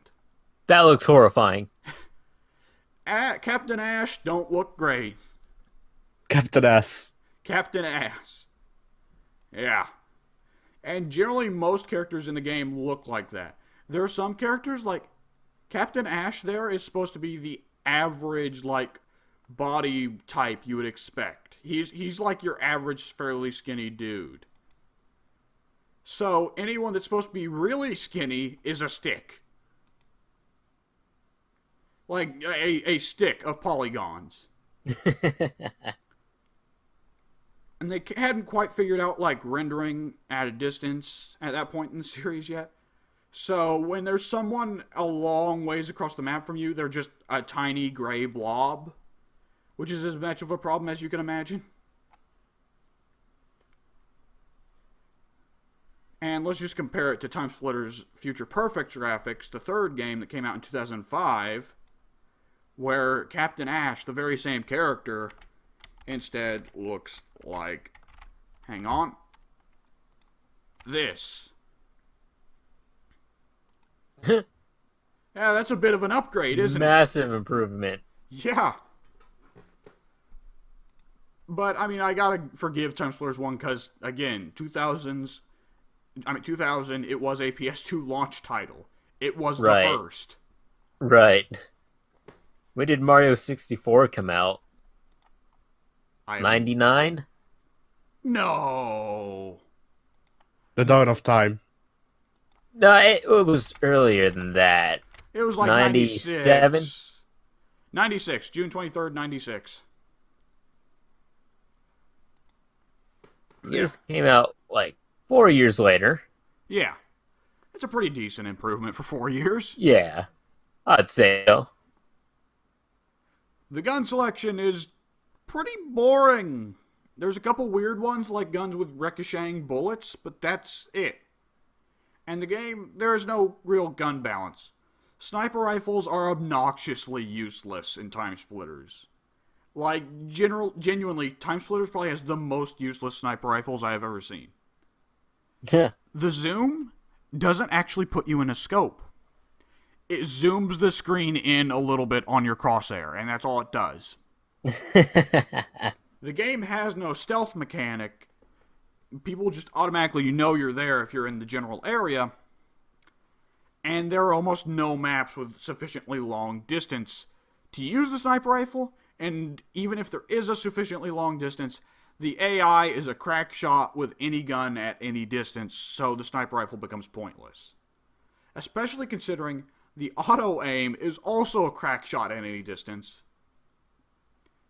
But there's no auto-aim on the sniper rifle. It's the only gun that doesn't have auto-aim. So it's just fucking useless in all regards. Complete and utter contrast, Time Splitters is all about the shotgun. If you pick up a shotgun, that's the only gun you're going to be using. Because the shotgun is a one-shot kill at every range. Every single fucking range. A sniper will be up on a tower on the opposite side of the map. But because of auto-aim, your character with a shotgun will get a perfect headshot. So, the thing about game balance is, like, Maximilian Dude had a way of putting it, and I feel like he probably took it from somebody else, but I don't remember who he took it from. But the way game balance should be is, the question should always be, what tool should you use in this situation? The question should not be, why are you not using this tool? So anytime you're using a weapon other than the shotgun in Time Splitters, the question is, why are you not using the shotgun? So, yeah, that balance is not great. Some of the levels are a little too over the top, frustratingly hard, because the shotgun is overpowered as hell in your hands. Guess what? It's also overpowered as hell in the AI's hands, because they get the exact same fucking benefits you do. So any AI with a shotgun, the shotgun is a 3-hit kill at any distance. And there's one level near the end of the game, the mansion, where every fucking enemy has a shotgun. And there are almost no health packs. What few health packs there are rigged to traps. So you have to take a risk with every health pack. Otherwise, you get to get hit 3 times in the level. Altogether. No more. So, that's pretty fucking nuts. Oh, also the guys carrying the shotguns are zombies, who can only die to headshots, which makes it even rougher. So, Time Splitters 1 is pretty rough. The only other modes it has other than story mode, it had a map maker, which was fucking wild for the time. Keep in mind it was 2000. Is Time Splitters 1 the first video game that has a map maker?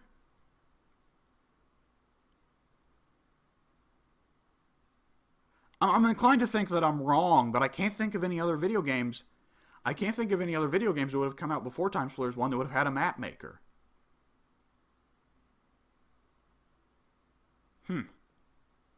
There's a PS1 game, but I'm not sure. Well, I mean, there are games that allow you to build an area, like that one game where you play like a psychopath trying to kill people in your mansion or some shit. I remember that. But I can't remember any games older than Time Splitters 1 that have a map maker. When did the first Tony Hawk's Pro Skater come out? I don't know. Why is Volcano whispering? I didn't whisper. Okay. She's doing an What ASMR. was that? Okay, whatever. Let's move forward. So Time yeah, Splitters 1 has a map maker, which is actually kind of decent, though not spectacular. It has challenge mode, which you unlock by beating the story, and it gives you a variety of weirdo challenges. Some of them including your character is borderline invincible, and everyone else is a giant walking duck. Get 100 kills in 5 minutes. Another one, which is you have a brick. You are in a Chinese restaurant. Break every single glass pane and every single plate. And the wildest one is a weird game of capture the flag, but you're all in a grocery store.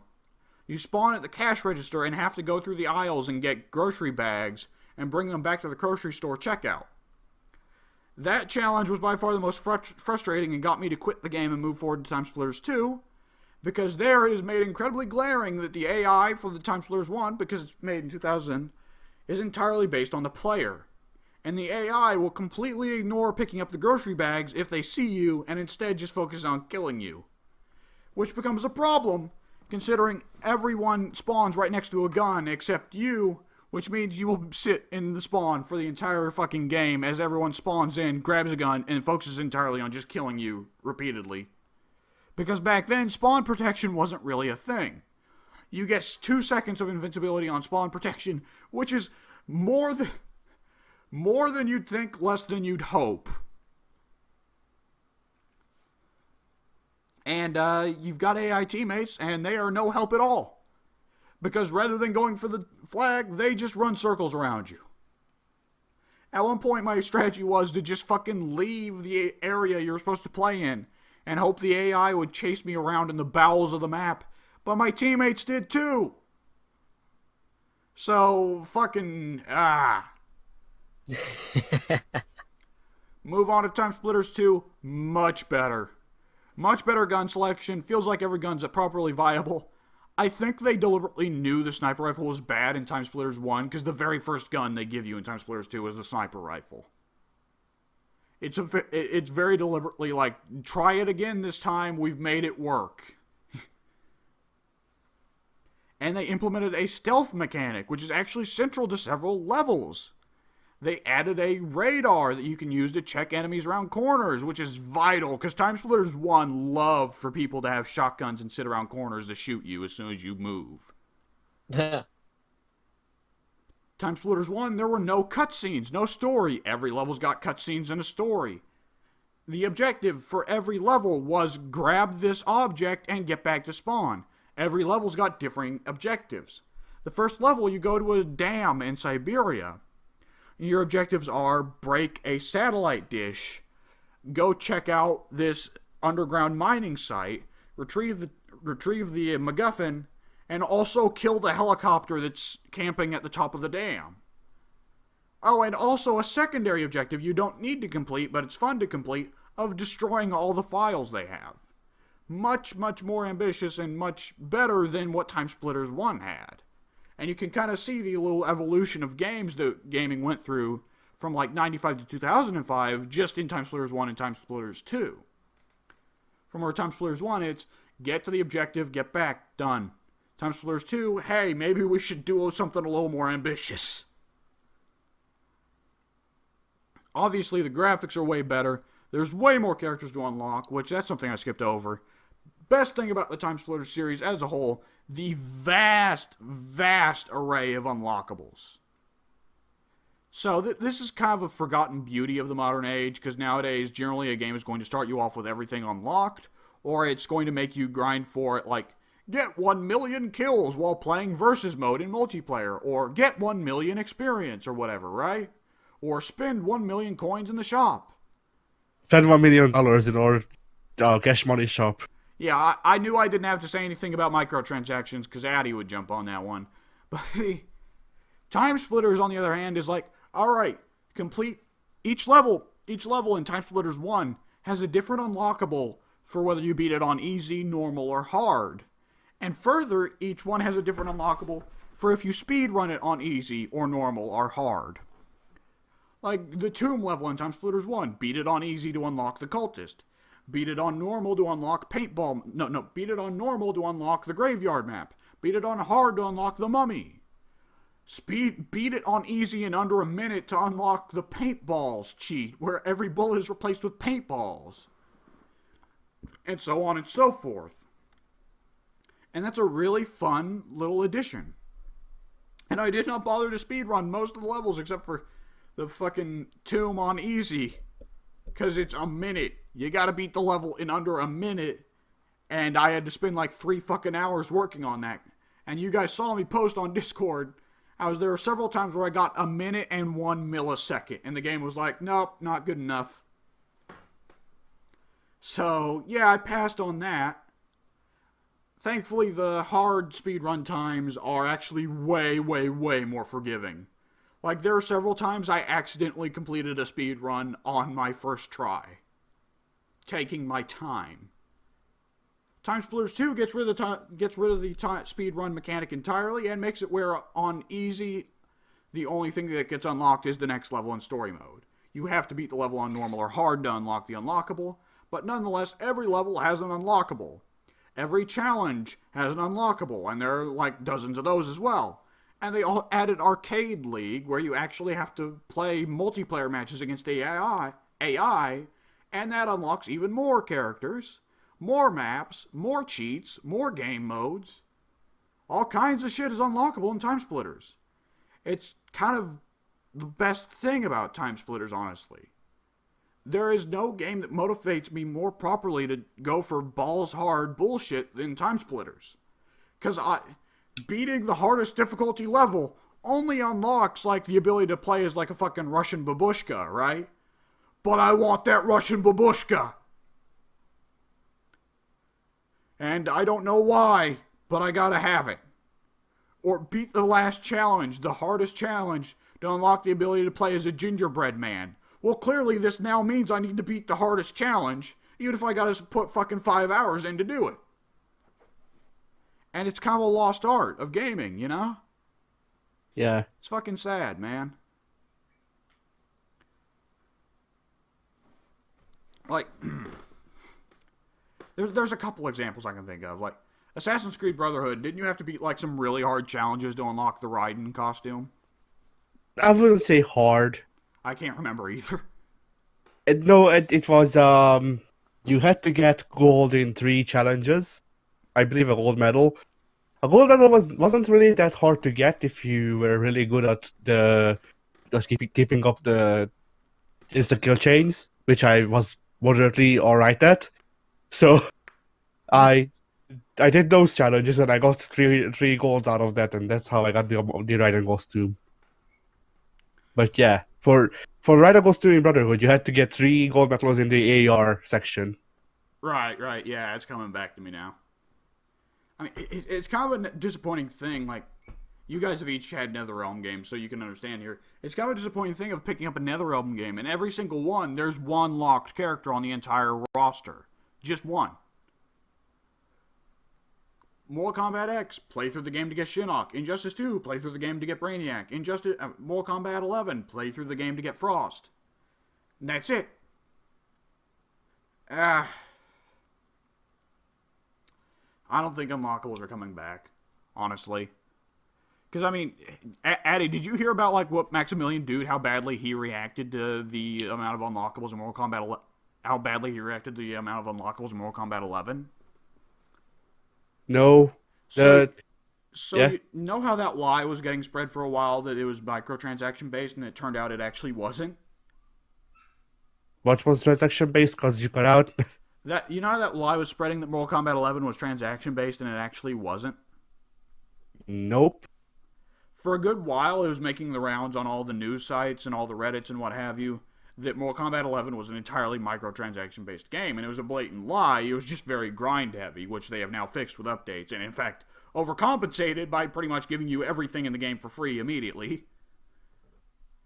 But around that time, when people were just figuring out that it wasn't microtransaction-based, Maximilian Dude said he would have preferred for it to be microtransaction-based rather than grind-based, because he, as a YouTuber, did not have the time to grind and would rather just spend $100 to get everything.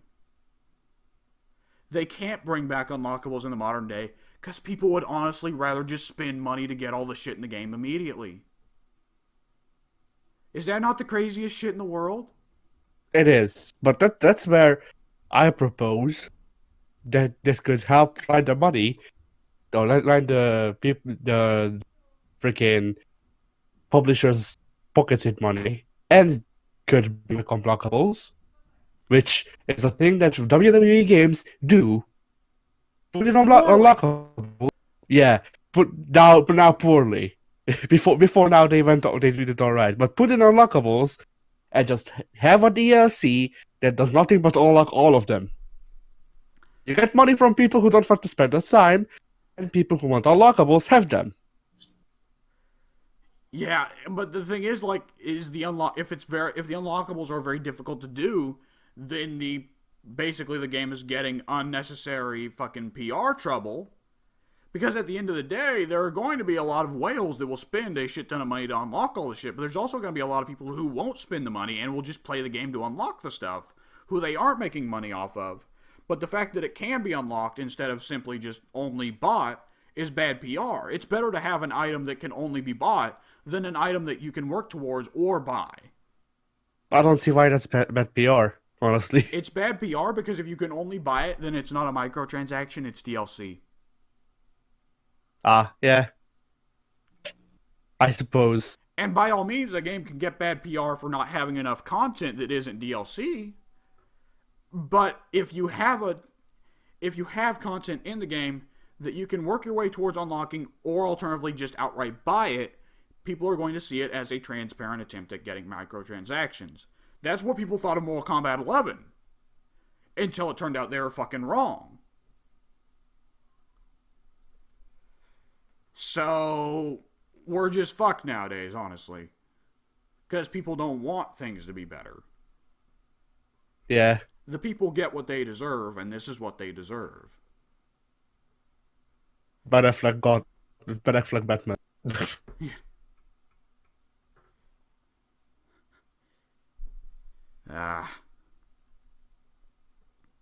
On that depressing note, hey, I watched Ash vs. Evil Dead, or at least like roughly the first season and a half of it. So you guys know Evil Dead, right? I'll take that as a no. So I could not hear you. Oh Yeah, shit.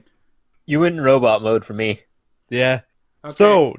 So W, tell us how many times did Ash take out the grenade launcher and bust into the room?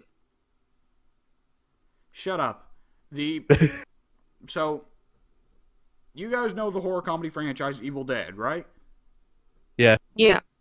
Only after I asked you who the Mortal Kombat leak was. Okay. So, Evil Dead, classic horror comedy franchise about our goofy, lovable protagonist, Ash, facing down the biggest horrors you can imagine. Typically, it comes in the form of deadites, which are demons possessing people to be huge monsters, or demons possessing corpses to be huge monsters. And sometimes, though, it gets real Lovecraft, and Ash has to fight crazy-ass Cthulhu beasts. Well, in the original classic Evil Dead movies, Ash was quite young. Bruce Campbell was probably about 20 when he did Evil Dead 2, and I don't know, like 30 when he did Army of the Dead. Ash vs. Evil Dead, well, Bruce Campbell's 60 now, or well, he was in his late 50s when he was filming this. And so, Ash is an old fuck, and now he's a loser. And I was watching this and thinking, boy, Ash is a lot like Dante, but the thing entirely is bringing back this cult classic horror comedy protagonist for one last go in his old age, or semi-old age. And it is the goofiest, campiest, cheesiest, most over-the-top show in all of the best ways. And also some of the fucking weirdest and grossest. So, first things first, even though Ash is old as hell, it does not stop him from having some of the most over-the-top ways of killing monsters. And it's pretty much a constant thing that, like, even though the Deadites are built up as this unstoppable threat that tear their way through pretty much every mortal human, Ash will just kill them in the most hilarious ways possible. And my mind is entirely blanking right now, except for one particular case. Okay, one I can think of is there's one Deadite chick who he impales on a chainsaw, runs her into a bathroom stall, dunks her upside down, dunking her head into the toilet, uses the toilet to hold her still while he cuts her head off, and then throws her head out into the hall while it's wet with fucking toilet water. And sometimes it gets a lot more gross out than that. A lot of times it gets a lot more gross out than that. There's one scene where a Deadite possesses a corpse that's already been opened up, and is also naked because it's in a morgue. And so it shoots out of the open chest cavity its intestines, and wraps the intestines around Ash's neck, and pulls Ash's head up the corpse's ass. Which then, because the chest cavity is wide fucking open, then Ash can, because Ash's head is up the thing's ass, Ash's face, you can still see Ash just fine. It's pretty much just Ash is wearing the guy as a hat. and then Ash does the Noob Saibot fatality from 11. Actually, you're pretty close. And it just keeps going with goofiness like that. And the Deadites themselves are a pretty fun twist on demon-zombie mix. Because they do probably one of the smartest things to do with a villain. They're huge sadists. Even though they're like zombies and they want to eat people and all that, at the end of the day, what they're even more interested in than eating people is fucking making them go through horrible, painful death. And being a huge asshole about it the entire time. So you, of course, wind up in a situation where Ash is snarking at the Deadites, and the Deadites snark back, despite being horrific demons that have lived for thousands of years.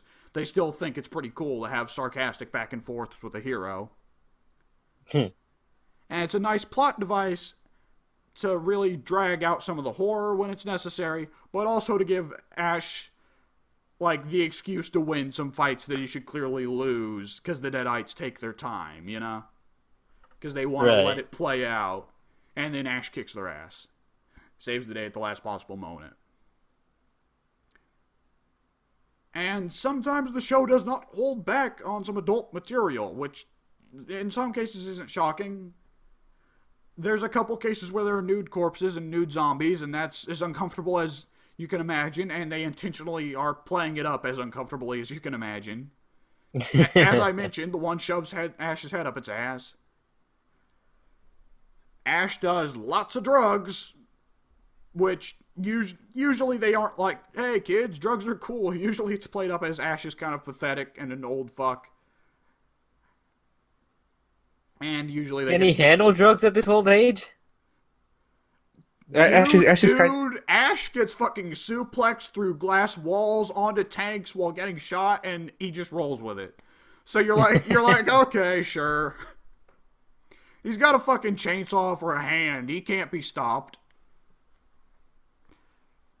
And it just now occurred to me that the character of Hoss Delgado from Billy and Mandy is probably a parody of him. And Snake Plissken. But anyways, to keep it going.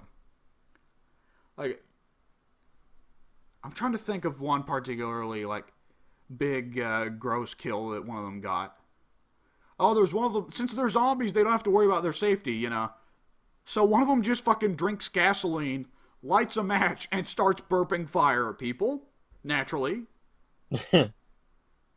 There's one that kills a kid by throwing him into an electric fan. Which, by the way, this show is fucking unapologetic about killing kids. And one thing I'm at least glad about is there's a thing the millennial generation has about hating kids that I've never really understood. Do you guys know why the millennial generation hates kids? Nope. Is it fear of responsibility? Possibly, I guess. I don't know. You two are more of the millennial generation. We're both freaking whatever else comes after, the self-loading generation. I don't freaking know. You're leading into Generation Z. What was I going to say? Right, so to the show's credit, the kid's death is actually played up as one of the only sad ones in the entire show, but still, they fucking kill a kid by impaling him on a fan, which is, shock the hell out of you. There's one scene where one of Ash's two sidekicks fucking takes a deadite's face and puts her in one of those those lunch meat slicing machines. And then while her face is jammed in there, grabs a meat pounding hammer and smashes her head in. So if you're one of those people who is like into gore porn, which I'm not so much into gore porn, but I am into creative kills, which sounds morbid, but it's not. I'm into creative kills for fictional characters, not real people. Right. Don't look at the garage. No, it's fine. It's not people down there. It's dogs. Oh God! Don't turn that. Don't turn it into that. Then we're gonna get into the department where it's like Pink said, it's somehow more sympathetic to kill humans than dogs. I feel like I feel the same about both. I don't want to kill either, but if it's for my own defense, then like that's what I don't care. Yeah. Otherwise, I don't actually wish to hurt people or animals. Yeah. I hope that can be said about all of us. Yes, Addie, I too am a sane, reasonable person. He says while stabbing a dog. Oh God! Why is it gotta be a dog? Why can't it be like a snake or something? Either something that I can feel good about killing, like a snake, or something that I can feel like badass about, or like somewhat justified about, like a fucking bear or a cougar or something. Hold on, guys. There's a bear in my house. I gotta go take care of this problem real quick. Okay. Let's really. Well, then I just become fucking Saxton Hale or something. Where Okay. I rip my shirt off and dive into action like fucking Zangief. Okay. He says while stabbing a platypus. There you go. I wouldn't do that. Platypi have poison legs. They fucking They'll kill Yeah. the platypi will win that fight. But the platypi or natural enemies or whatever the hell. No, the platypi are the natural enemies of supervillains and evil scientists. What was I talking about? Oh, right, Ash versus Evil Dead. The side cast is pretty cutesy. We got 2 sidekicks. One's Pablo. What? The fish. I should have thought about my words before they came out of my mouth. I should have thought about that more. Okay, so it's Pablo. And Pablo's there, and he ain't much of a fighter. He's more of a... Pablo's there for emotional support, honestly. He's not really good at anything. Pablo's main fighting ability is using splash. And there's Kelly, and Kelly's whole thing is that she's not like the badass Ash is, but she's still pissed. And sometimes that's all you need. She is the aforementioned sidekick who jammed a Deadite's face into a lunch meat slicer and then beat them to death with a fucking meat crusher. So, again, not skillful, just very, very, very angry.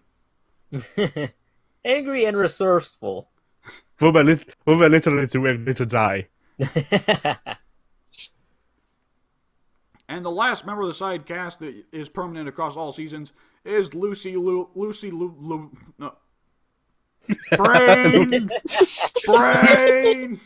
Lucy Loom! Lucy fucking Lawless! Oh! Lucy Lawless. Xena. Okay? Xena the fucking warrior princess. Yeah, I wouldn't have known her by her real name. Have you not watched Parks and Rec? No, I've only watched Xena. Ah, okay. Her whole thing is you're not exactly sure whether or not she's the hero or the villain. And her casting of the show is somewhat of a gag because Lucy Lawless apparently was well known for calling the old Evil Dead movies like mindless, brainless, soulless slop. So they put her in the show. We like the cut of your jib, lady. And she does a generally pretty damn great job all throughout. I didn't really get why people loved Lucy Lawless until seeing her put it in the show.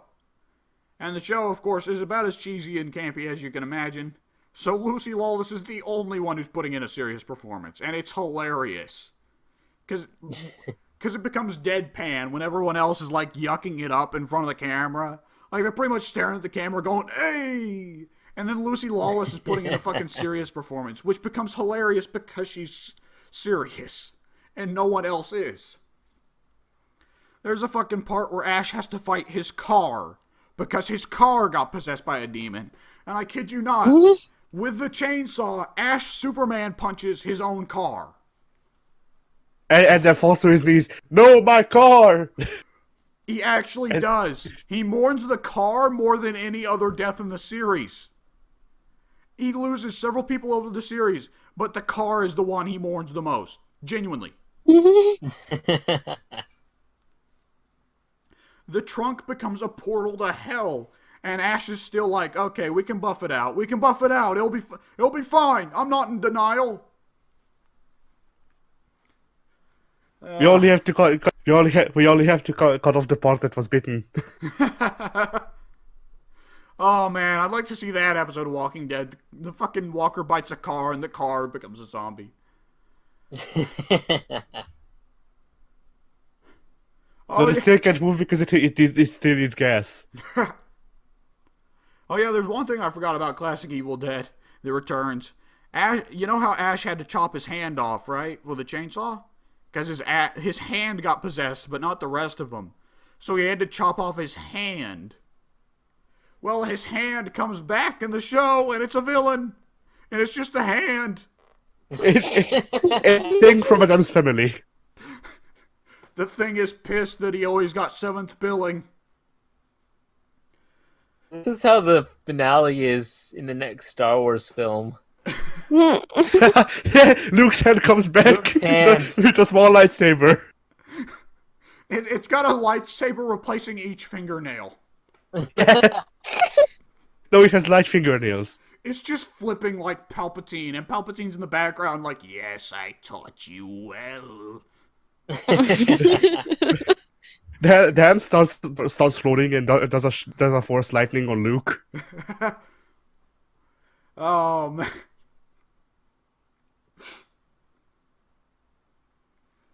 Oh god. Okay.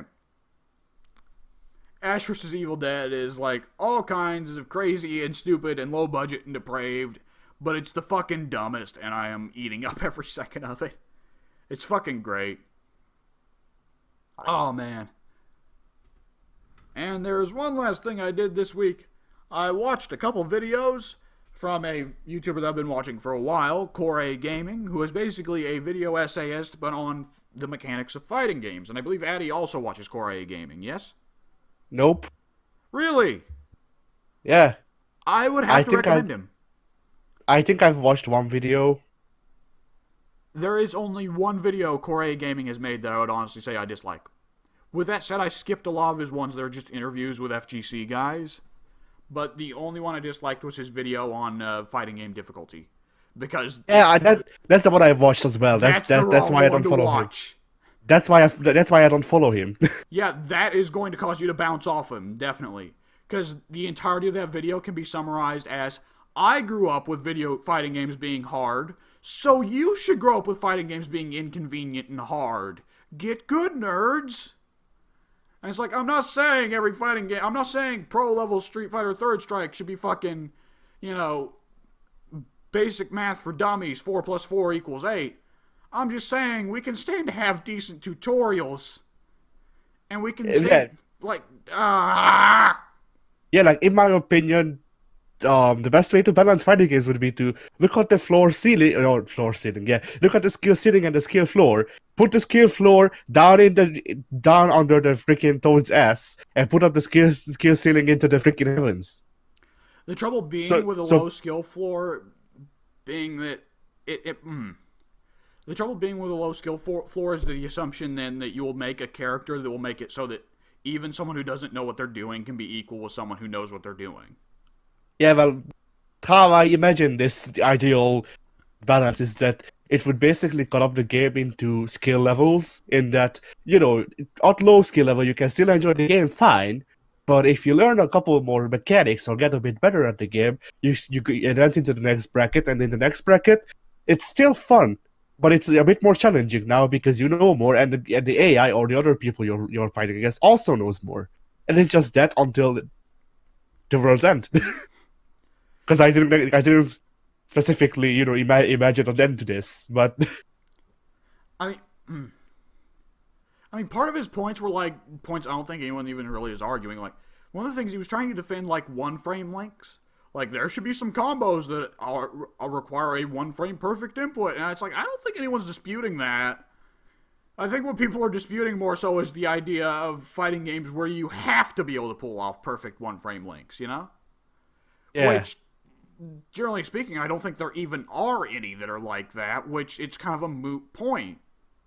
Because, with the only game I can think of immediately is, Street Fighter 4, there were some fucking FADCs that would need that. But they were only for crazy people like Daigo, and even Daigo couldn't pull them off consistently. And if you can't pull it off consistently, then that means it's not tournament viable. I'm ranting about the one bad Core Gaming video. What I should be talking about is all the good ones. Because I think he actually did react to the backlash on that one, and he came out with another video on how fighting games can be simplified while still retaining their core value. And that's where he talks about, Rising Thunder, which unfortunately was canceled, and Dive Kick, and the merits of them, and talked about how he thinks they could actually continue to make fighting games that actually are simplistic while still maintaining depth. Because that's a big part he emphasizes is complexity versus depth, and how they are not one and the same. That a game can be extremely simple, but still have shit tons of depth to its strategy, Yeah. I mean, I don't, yeah? You go ahead. No, I don't necessarily disagree with that point. It's just that, I only speak of my preference, but I personally prefer when a game, it's basically like Tekken. Tekken, you can pick up a controller, button mash, you can win for a point, unless you play Eddie. Then apparently you can go to Evo. But Tekken, usually you can button mash and have fun and all that. But if you want to learn Tekken, there are a lot of complex shit that you need to learn how to pull off correctly. And I think that's a good way to handle this. Tekken's by no means perfect because you still have freaking Eddie and Lucky Chloe with people who know how to use her and shit like that. That can seem a bit cheap, but I'd say that Tekken is probably Tekken is the one I can bring up as doing it the best way to still be something that person who doesn't play fighting games can pick up and play at a competent level, while also giving the pro people something to do. Absolutely. I'd say Tekken was what helped me definitely figure out like stuff like, you know, the neutral and all that. And Tekken is, I think, is one of the greater games to start with when you get into fighting games. And I think a big part of that is like the single player AI is actually pretty decent to practice with, so you don't need to be scared about embarrassing yourself in front of others. So you can just practice against them for a good while. Yeah. I mean, Also, the problem, like, if you've played in another realm game, you've seen like either you're at the very easy side of the scale, in which case the enemy is going to stand still or walk forward or walk backward for 90% of the match, and every now and then they'll throw out a jab. That's it. And on the opposite end is very hard, where they are very clearly reading your inputs. Yeah. Tekken actually has decent AI, so it's actually a lot of fun and feels very competitive and challenging, while at the same time reasonable to play against the AI in Tekken. Yeah, another one that I can bring up actually is Guilty Gear. Because Guilty Gear with Xrd introduced a new mode of playing called Stylish Mode.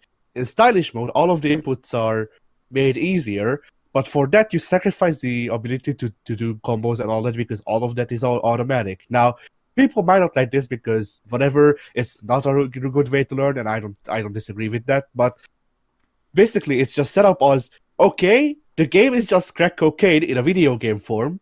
So we're just gonna let you be able to handle it for now, and once you feel that you can handle everything, you can go to technical controls, and with technical controls you can actually learn how to play the game. And I mean, it's not as good as Tekken's way of handling it, but it's still better than, say, Street Fighter or Mortal Kombat, in my opinion. Well, Mortal Kombat used to be pretty bad, but Mortal Kombat 11's tutorial is absolutely killer. Like, I think the tutorial is a huge part, and Arxis is one of the ones that actually does tutorials mostly right. And starting with Injustice 2, NetherRealm tutorials have been fucking great, and Skullgirls might still hold the title of best fighting game tutorial. I'll have to buy Skullgirls still. Yeah. Skullgirls is a weird one. Skullgirls is one that I pick up, and I'm like, I just want to check out the tech every character has, and I'm like, this is all really fucking cool. I should play this sometime. Quit. And I'll come back a year later to check out the tech again, because I'm like, these characters have some really cool moves that can do some interesting stuff. But, I mean, it's just arcade mode, and I'm well past the life of the online circuit for Skullgirls, so I can't really take it online either, unless I want to fight the people that have been playing this game hardcore for about a decade now. Yeah, the only real way for us to play online is to play against each other, and that's it. Yep. In most games, anyway. Yep. I should probably go online in Mortal Kombat 11 before the community gets too insular. Because they've actually lightened up for once on the trophy requirements online. There's only like 3 that require online, and they're all pretty reasonable. Like, it's legitimately like, play 50 online matches, give out 1,000 respect in King of the Hill, and that might be it. So, unlike past NetherRealm games where you very much needed to play online a ton to get your platinum, it's not so much here. It's crazy. Anyways, what were we supposed to be talking about? Right, Core A Gaming. Yeah. So a lot of the other videos that Core A Gaming has are more so talking about other concepts like what makes a move in a fighting game overpowered, and whether you should buff or nerf when you're looking to balance in a fighting game. And the most recent video is probably his best. It's simply why button mashing doesn't work in fighting games. And why button mashing doesn't work in fighting games is actually a pretty fucking great primer for people that want to get into fighting games. Because he doesn't really actually do much time explaining why button mashing doesn't work, because it's a pretty simple explanation. Instead, he focuses a lot more on simply explaining the basics of fighting games, because the people that are going to be looking up the video, why button mashing doesn't work, are the same people who probably don't know really how to play fighting games, and are probably just figuring out the best strategy to beat their friends with, you know? Yeah. And going about this, actually, since I guess I'm the most experienced with fighting games out of us, I don't know about that. I don't know. Since when are you have you been playing fighting games? Oh, as long as I can remember, I must have got Soul Calibur 2 when I was like 6 or Okay, yeah, 7. then. Yeah, I've been playing since I was 3, so about the same time if we count the age difference between us, I think. I've probably got better Yeah. variety, but you've probably got more time invested into like Soul Calibur and Tekken and KOF. Yeah, and I didn't actually play a lot of KOF. I just played a shit ton of Mugen. So because Mugen characters are, as you know, just imported from other games, I just learned a lot of games mechanics Yeah. because of Mugen. So yeah, the thing is, when we played fighting games first, I said that I was button mashing, but what I do is less button mashing and more having half an idea of what I'm doing, because my inputs when I wasn't paying attention. Now, ever since we actually record or playing fighting games, I do look at my inputs more and try to make them more crisp. But looking back, I knew what a Hadouken input was. I knew what a Shoryuken input was. I knew what a Tatsumaki input was. I just a lot of times didn't input them crisp enough to make them come out consistently. So there's also different, in my opinion, there's also difference between button mashing that my mother does, for example, where she just picks up the controller and literally mashes all of the button face buttons, and button mashing where we have a basic idea of the input, you're just not good at inputting it. I mean, it's one of the weirder things where like once you get used to putting in crisp inputs, you don't understand how you used to be so bad at inputting them. And like the first thing is properly getting crisp motions, but then you start learning not to mash the buttons. Yeah. Because that always fucks up the combos, guaranteed. If your combo gets dropped for a reason you can't understand, it's because you inputted heavy kick 3 times to get one Tatsumaki. Yeah. I can get a freaking Shoryuken out consistently. It's like it's still a 50% chance whether I input a Hadouken or a Shoryuken. No idea why. To be fair, that one's very much intentional. They're never going to change the Shoryuken input specifically so that people can't do it while crouching and kinds of shit like that, you know? Because otherwise, if you can do a Shoryuken while crouching, you are way too much of a defensive beast. If you can do a Shoryuken while crouching, you are way too much of a defensive beast. Then you turn into Guile. Yeah. And when Ryu turns into Guile, then Guile just becomes punk ass. Guile will become a pair of sunglasses. Oh, he also had Corey also had a bunch of great videos on the fucking input lag in Street Fighter V and why it makes Street Fighter V a much worse fighting game. And yeah, I can see it. Like he specifically pointed out, you should not have a Street Fighter game where Guile is a character that constantly goes on the offensive. I don't know. It's really fucking good. And I wondered about, like, are there any YouTubers that handle this for other game genres? And I found a Game Designer's Toolkit, which is probably a very common YouTuber that I'm just now finding because I'm an idiot. But nonetheless, it is a video essayist on video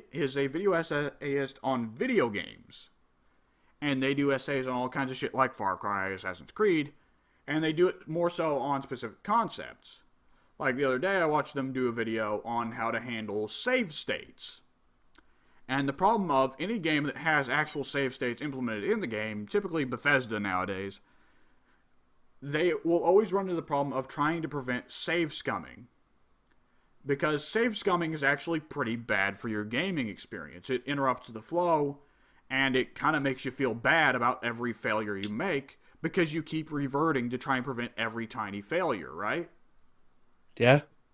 Mm-hmm. And it had a great little quote that he took from somebody else, and I don't remember who it was. I don't want to say it was Todd Howard or Ken Levine, but it was somebody. And what they said was, if you give the gamer the right tools, they will optimize the fun out of the game. So, and I found that interesting because, like, particularly I was thinking of Darksiders.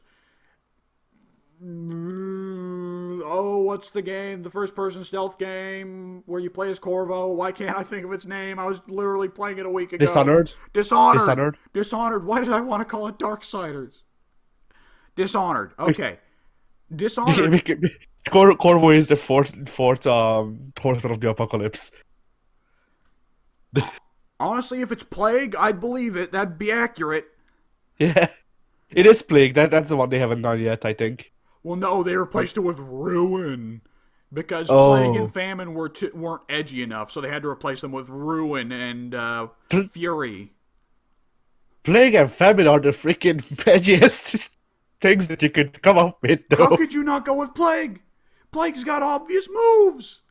He's debuff central. He is damage over time central. Plague is just a freaking plague doctor with poisons, and that's it. I would say give him a fucking scythe, but they gave Death a scythe, so they can't give Plague one too. Anyways, yeah, Dishonored. I've tried to start Dishonored like 3 or 4 times now. Every time I finish the first level, but I do it save scumming every fucking square inch to never get caught. And to ensure that I never kill anyone, that I get a no-kill run. And every time I finish the level and I'm fucking exhausted. I don't want to play anymore. Because I'm optimizing the fun out of the game. Yeah, when I played Dishonored, I also tried doing this. It's too much of a hassle. So I just went in and did basically improvised. which ended in all of the world getting overrun by rats. Yeah. So, you know. And I'm just imagining the SpongeBob meme, but with Corvo. We did it, Patrick. We saved the city. Yeah. Ah. Meanwhile, Rat is eating Patrick while he's alive. Ah. And there was another little video. They did several little videos. They did one on skill trees. And why it's fucking lame how skill trees are in literally every video game now. Literally every video game nowadays.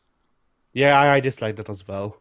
Like, a specific point they raised was, like, the 2 worst kinds of skill tree are, 1, skill trees that are entirely built off experience and leveling up, rather than actually doing something in the game world that isn't just doing your usual shit anyways.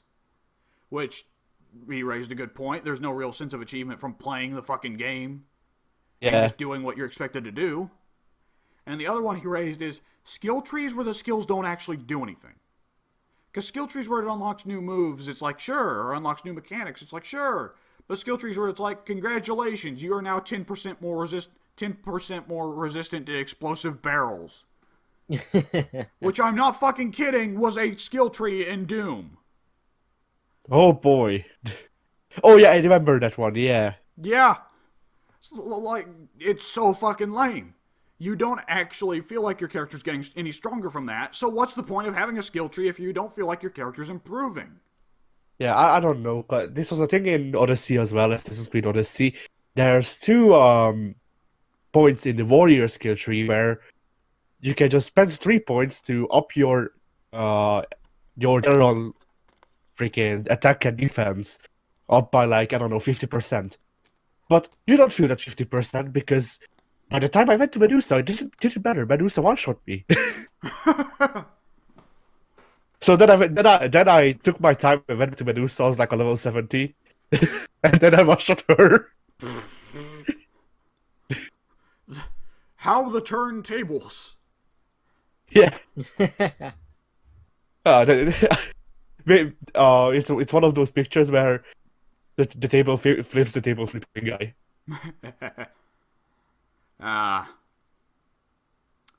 All right, someone has been yelling at me for a little bit, so we need to wrap this up pretty quick. So I'll try and get over just a couple more game designers toolkit videos I can remember off the top of my head. But there's a couple, like, I appreciate one on the world design of Symphony of the Night and how Symphony of the Night paces things. There was four actually on making your video games more accessible to disabled gamers. And it showed off, there are some games that have no idea how to fucking handle colorblindness. Like, Doom's colorblind mode doesn't actually make the game more accessible to colorblind people. It just makes the game look like you're fucking colorblind. It just fucking changes the game to give Doom guy colorblindness. That didn't fix anything.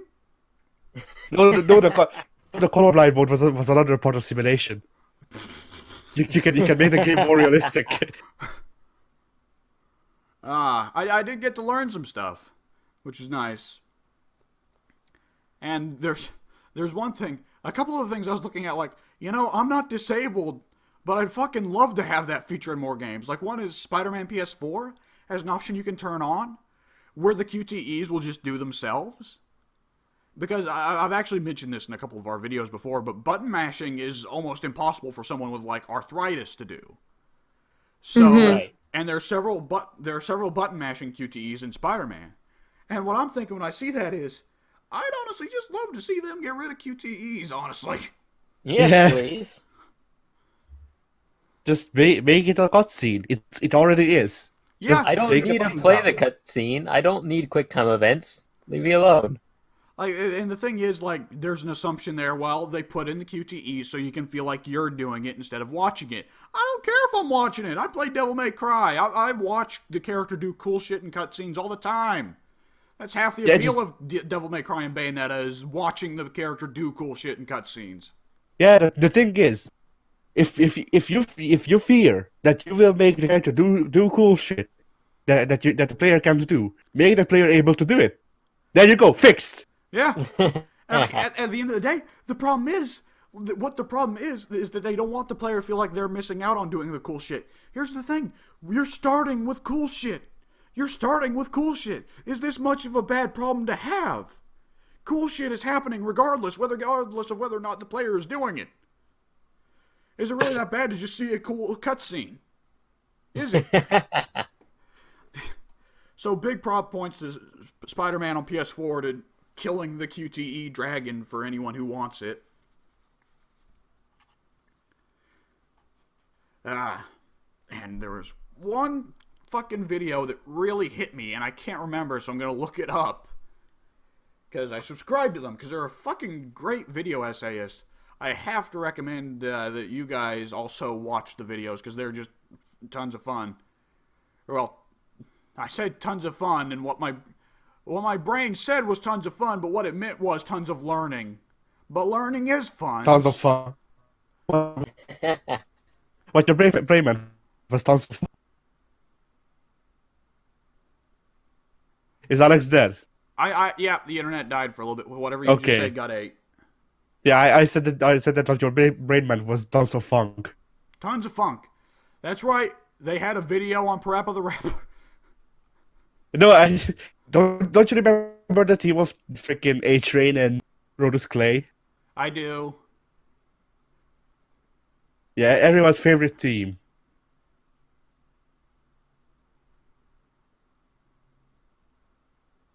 Ping got eaten by the Deadites.